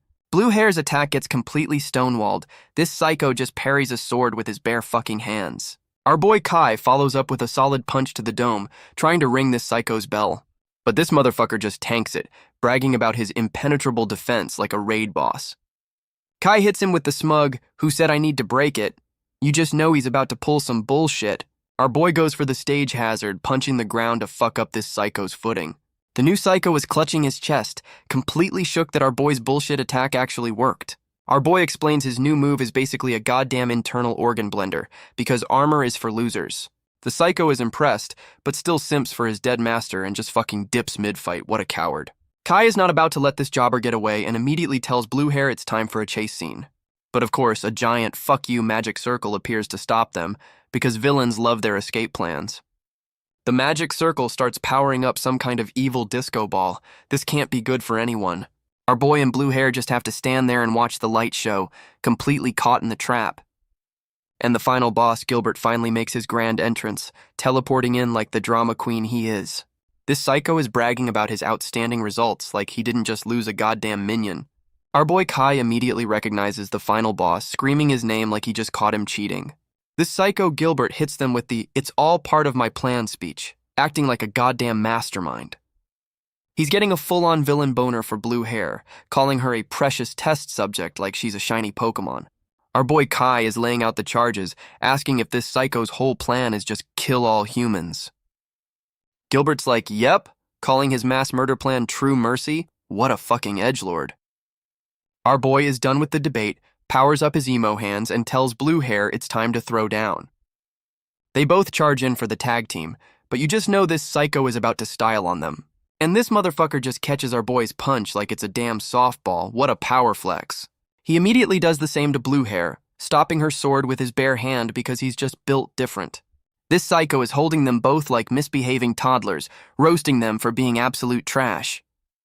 Our boy Kai, ever the strategist, immediately goes for a kick while this psycho is monologuing. This psycho Gilbert is styling on blue hair, dodging her attacks like he's in the goddamn Matrix. Our boy Kai goes for the sneak attack, screaming "got you" like he's not about to get embarrassed. He lands a solid punch to the back, but you just know this is some classic villain bullshit. And of course it was a fucking clone, and the real one is already behind him. What a cheap move. Our boy is completely shook, realizing he just got played by a goddamn afterimage. This psycho immediately grabs blue hair by the throat because he's a multitasking asshole, and he just fucking yeets both of them across the room like a pair of goddamn ragdolls. Our boy is having a full-on crisis, realizing he's fighting a ghost with cheat codes enabled. Blue hair is already beating his ass for friendly fire. Guess teamwork is not their strong suit. She's pissed this is just a clone, realizing they need a new plan that isn't just punch harder. Gilbert's clone hits them with the "chill out, I'm not even the real me" line. What a fucking troll. This psycho offers them a free lore drop for being such good punching bags. What a generous god. He explains that because the kids are missing, his nation is sending more people but not for a peace treaty. And the plot twist is they're just straight up declaring war. Guess diplomacy is for losers. He's putting our boy on a timer, basically saying, find the kids or your friends will hate you. What a gaslighter. This psycho hits them with the "see you later, losers," and prepares to log off from the server. Our boy and blue hair are just standing there trying to process the villain's TED Talk. The clone starts glowing, and they immediately think this motherfucker is about to go out with a bang. And of course the clone just fucking explodes because villains love a dramatic exit. Our boy grabs Goth Loli and gets yeeted, screaming about his revenge arc like a true shonen hero. And we're back at the ironically named Castle of Peace after our boy got absolutely styled on. Our boy is playing general, trying to pinpoint the villain's murder dungeons on a goddamn tourist map. But the new kid GPS is having a meltdown, crying that she can't find the bad guys. So Kai hits her with the patented head pat and a guilt trip, basically saying, find them or we all die. Goth Loli immediately calls him out for being a professional child manipulator, and she's not wrong. The pep talk works, and Pink Hair goes full cerebro, trying to find the villains with her mind. Her mental Google Maps is coming up empty. Guess these psychos know how to use a VPN. She's checking all the scenic villain lair locations, but still getting a big fat nothing. Then she gets a hit, realizing she's not tracking a place, but a whole-ass person. And the GPS locks onto some new maid girl whose pet apparently drank some premium-grade evil juice. Our boy Kai is asking for a full description, trying to get a read on the new psycho on his hit list. And Pink Hair drops the bomb that the villain is a 12-year-old maid who's literally in their fucking house. Kai's brain is buffering, realizing the call is coming from inside the goddamn castle. And here's the new maid girl, Fiona, just taking a casual stroll like she doesn't run a murder dungeon. She stops, probably sensing the simp energy approaching at an alarming rate. And right on cue, the fanboy intern who ditched his teammate makes his grand entrance. He reports back to Lady Fiona, who immediately asks where his goddamn partner is. This motherfucker lies through his teeth, blaming our boy for killing the muscle. What a fucking snake. And she's buying it, blaming herself for underestimating our boy and his plot armor. The fanboy simp is already on his knees, asking if they should dip to a new murder base. The maid psycho Fiona already knows our boy is here, and the simp intern immediately wants to fucking run. This psycho is on some delusion shit, thinking our boy is here for a peace treaty because she respects him. And here comes our boy, charging in with Goth Loli on his shoulders like a goddamn battering ram. Kai makes his grand entrance, landing like a superhero in front of the two psychos who were just talking shit. Our boy hits them with the smug "I found you" mastermind look, so proud of his detective work. And his brain immediately short-circuits when he realizes the mastermind is a goddamn 12-year-old. Our boy is in full-blown denial, screaming for the real boss to come out like a fucking idiot. Goth Loli is literally kicking him, trying to beat it into his thick skull that the kid is the boss. She's still beating his ass, telling him to stop being a dumbass and demand the hostages back. Kai finally gets with the program, pointing at the kid and repeating the lines Goth Loli just fed him. The maid psycho Fiona hits him with the "sorry, no can do" on the hostage release, acting all sad about it. Our boy Kai is not having any of her bullshit, giving her the "you better have a good reason" stare. This kid hits him with the "peace is for losers" speech, reminding him they literally get stronger by eating people. She's still on her nihilist bullshit, saying they're enemies no matter what, so why even pretend to be friends? And this psycho hits him with the "but I found another way" line, which is never, ever a good sign. Goth Loli is just as confused as we are, asking what the hell this new psycho plan is. Her brilliant solution is to just team up with the murder monsters, because that's a totally stable alliance. She drops the bomb that they'll just feed their own people to the beasts, trying to find a moral loophole. This kid is trying to logic shame him, saying monsters are more trustworthy than their own damn people. And she goes full psycho mode, begging our boy to agree that this is the only way to survive. What a nut job. Our boy Kai is done with the debate, saying he doesn't give a fuck about her psycho logic. Even the fanboy intern is calling bullshit, saying the murder monsters are too crazy to trust. Our boy tries to play diplomat, asking for the hostages back so they can talk it out like adults. Goth Loli is losing her shit, screaming that the kid's whole plan is to start the war, you dumbass. The maid psycho just smiles and confirms it, like she's proud of her war crime for dummies plan. Our boy is officially done with this bullshit, powering up because using a kid as a villain is his last straw. He declares that if talking won't work, he's just gonna settle this with his fists, as always. The fanboy simp summons his murder bug, trying to play hero and stall for his child boss. But the maid psycho immediately shuts him down, admitting he'd get folded by our boy in 2 seconds. So she steps up herself, telling the simp to back off because she's gonna fight our boy one-on-one. The fanboy simp is already hedging his bets, telling his boss he'll help our boy if she loses. What a traitor. This dude is literally crying as his child boss walks off to fight. The simp levels are just pathetic at this point. The maid psycho is all smiles, ready to throw down with our boy like this is a goddamn play date. Our boy Kai immediately goes for the overkill, charging a literal child with his full emo demon power-up. He throws a punch that misses by a mile as she just parkours up a tree, making him look like a damn fool. She throws down her weapon, which is a giant fucking thermos with an evil face, because of course it is. And our boy's brilliant strategy is to just punch the sentient thermos, because that's his answer to everything. His fist gets completely stuck, and our boy is just now realizing he might have fucked up. Goth Loli is screaming at him to watch out, playing the role of the single shared brain cell in this group. And our boy gets sucked into a fucking vortex, officially losing a fight to a goddamn water bottle. Our boy and Goth Loli are getting isekai'd by a fucking thermos. What a way to go out. And they make a splash landing, because every pocket dimension needs a goddamn water level. Kai's already lost, and Goth Loli looks like she's about to file a complaint with the manager of this dimension. Goth Loli's brain is actually working, realizing they got eaten by the maid psycho's pet monster. Our boy finally connects the dots, realizing he's literally inside the enemy's stomach. She's asking what his plan is, already knowing it's going to be the dumbest shit she's ever heard. And his brilliant strategy is to give the monster indigestion so it pukes them out. What a fucking genius. So our boy immediately starts punching the water, because that's his solution to literally every problem. He's just splashing around like an idiot, trying to beat up a literal body of water. And our boy is shocked that his punch the ocean plan didn't immediately work. What a fucking surprise. The maid psycho is on her villain monologue, bragging that they're trapped in her buffed up pocket dimension. Goth Loli is panicking, realizing this is just a stall tactic so the bad guy's army can show up. Our boy hits her with the patented head pat, trying to act like he's got this under control. Goth Loli is already asking for a plan because she knows this dumbass doesn't have one. And his brilliant strategy is to just walk in a straight line until they hit the invisible wall. What a gamer. He's trying to frame this as a life or death fight, like they're not just trapped in a goddamn snow globe. And right on cue, some new monster shows up to interrupt their scenic stroll because, of course, a giant fucking murder fish jumps out of the water. Guess this is the thermos's security system. Our boy dodges like a pro, leaving Goth Loli to eat shit in the water. What a great teammate. Kai is literally complimenting the monster's art style, like he's not about to become a damn fish stick. Goth Loli is screaming at our boy to get his head in the game because he's admiring the damn monster art. Our boy and Goth Loli are just wading through this pocket dimension, looking like they're on the worst beach trip ever. Meanwhile, the maid psycho Fiona is just chilling on a roof, sketching like she didn't just trap them. This psycho is literally wondering what to draw next. Probably another murder fish to throw at them.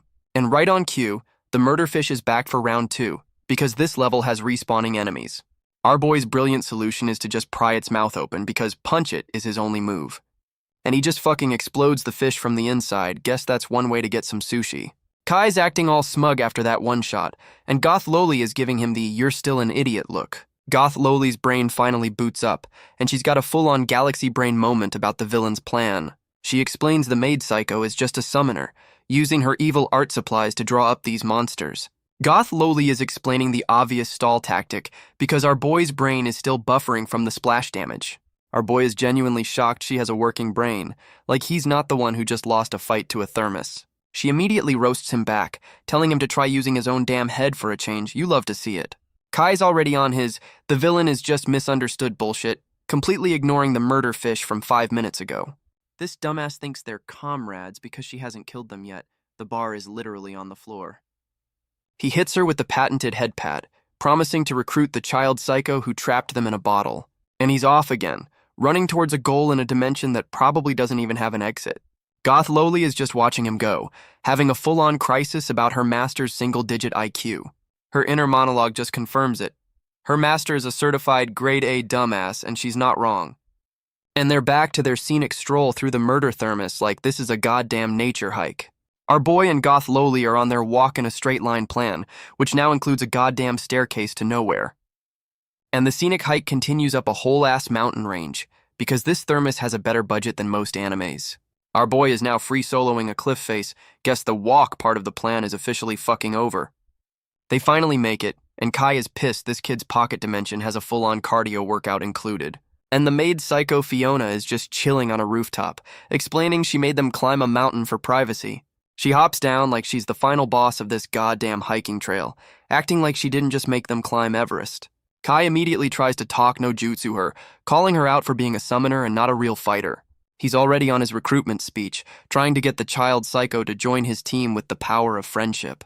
The maid psycho is looking impressed, but you just know she's about to hit him with the "lol no." And there it is. She hits him with the "thanks for making us stronger by killing us psycho logic. What a fucking nut job." The maid psycho hits him with the classic "it's already too late" line, and you know some fucked up shit is coming. Our boy immediately jumps to conclusions, screaming that she's already folded all the hostages. She just points to a random-ass house about to reveal her master plan, or lack thereof. And her big evil plan is to literally tickle the hostages to death. What the actual fuck is this? Our boy and Goth Loli are just staring, completely speechless at this new level of villainy. This poor lady is literally begging for her life, about to get taken out by a fucking tickle monster. Even the tough-ass soldiers are completely losing their shit. This is the most humiliating way to go. Our boy's brain reboots, and his first thought is, "Oh, they're not dead, I can still recruit her." But the maid psycho is doubling down on her tickle torture plan. Guess the peace talks are off. She explains her plan is to literally juice them with happiness. This is the weirdest power-up system ever. The maid psycho is done with the weird shit, threatening to just start draining their blood instead. And her new plan is a fucking shadow octopus with knives. Guess the tickle torture was just the appetizer. The hostages are getting their life force drained. So much for that happiness bullshit she was selling. Our boy Kai finally realizes talk no jutsu isn't working and decides it's time to actually fight. The maid psycho hits them with the "I'm not a fighter" line before pulling out her goddamn evil art supplies. She's about to summon her masterpiece, which is never a good sign coming from a child psycho. The evil scroll starts glowing, and you just know some final boss level bullshit is about to pop out. Our boy and Goth Loli are completely shook, like they just saw a ghost from a previous story arc. She didn't summon a monster, she summoned the fucking villain squad. Cyrus and the Muscle are back. And she brought the fanboy intern and some new girl too. This just turned into a goddamn raid boss. Goth Loli is losing her shit, asking why the dead villain squad is suddenly back for a reunion tour. The maid psycho explains they're just high-quality fakes she drew from memory, basically her own personal Funko Pop collection. This kid is outsourcing her ass-kicking to her memory clones. What a fucking power move. Our boy immediately tries to delegate the two biggest threats to Blue Hair. What a great leader. Blue Hair's not having it, grabbing our boy and screaming that a 2v1 is a guaranteed L. And while they're arguing, the memory clones attack, catching our two geniuses completely lacking. Blue Hair is pissed they interrupted her mid-rant, like villains are supposed to wait for a fucking monologue. The fanboy Simps clone is already on his bullshit, simping for his boss and ready to throw down. Our boy's brain is buffering, completely shocked that these knockoff villains can actually talk. The maid Psycho explains her power is basically temporary necromancy, because that's not fucked up at all. The maid Psycho hits him with the classic join me or die speech, like he's actually considering a job application. The Muscles clone is already talking shit, confirming they're not gonna wait for our boy's dumbass to make a decision. And a clone of sketchy Gandalf shows up, spinning his staff like he's about to start a goddamn rave. He immediately unleashes a massive attack, and our boy and Blue Hair are back to playing dodgeball with their lives. Our boy Kai is looking around, finally realizing this kid's sketchbook is a fucking clown car of old villains. And she summons two more old friends because this is officially a greatest shits reunion tour. This new clone hits him with the show me you've grown line, turning this beatdown into a goddamn performance review. She powers up her sword, ready to see if our boy has leveled up or is still a fucking scrub. And she unleashes a whole-ass tornado of purple bullshit, because why not add some flair to the ass-kicking? Blue Hair is completely shook, realizing this kid can just pirate other people's ultimate moves. What a fucking hacker. This new worm clone is pissed Blue Hair is looking away, about to turn her into a goddamn chew toy. But Blue Hair is not having it, propping the damn thing's mouth open with her sword like a fucking cartoon. Our boy Kai hits them with the smug, "You sure about that?" face. You just know some bullshit is coming. And Blue Hair is completely shook like she just realized what our boy's dumbass plan actually is. The Spear Guy clone is coming in hot, bragging that he's got Blue Hair completely cornered now. They're going for the full-on wombo combo, trying to turn Blue Hair into a damn sandwich. Blue Hair is having a crisis, realizing she can't be a liability and needs a plan like yesterday. And the light bulb goes off. She's figured out how to turn this L into a goddamn highlight reel. She uses the Spear Guy's attack to launch herself into the air, using the other clone as a fucking trampoline. And now the Spear Guy's attack is about to hit his own teammate, who's begging for his life.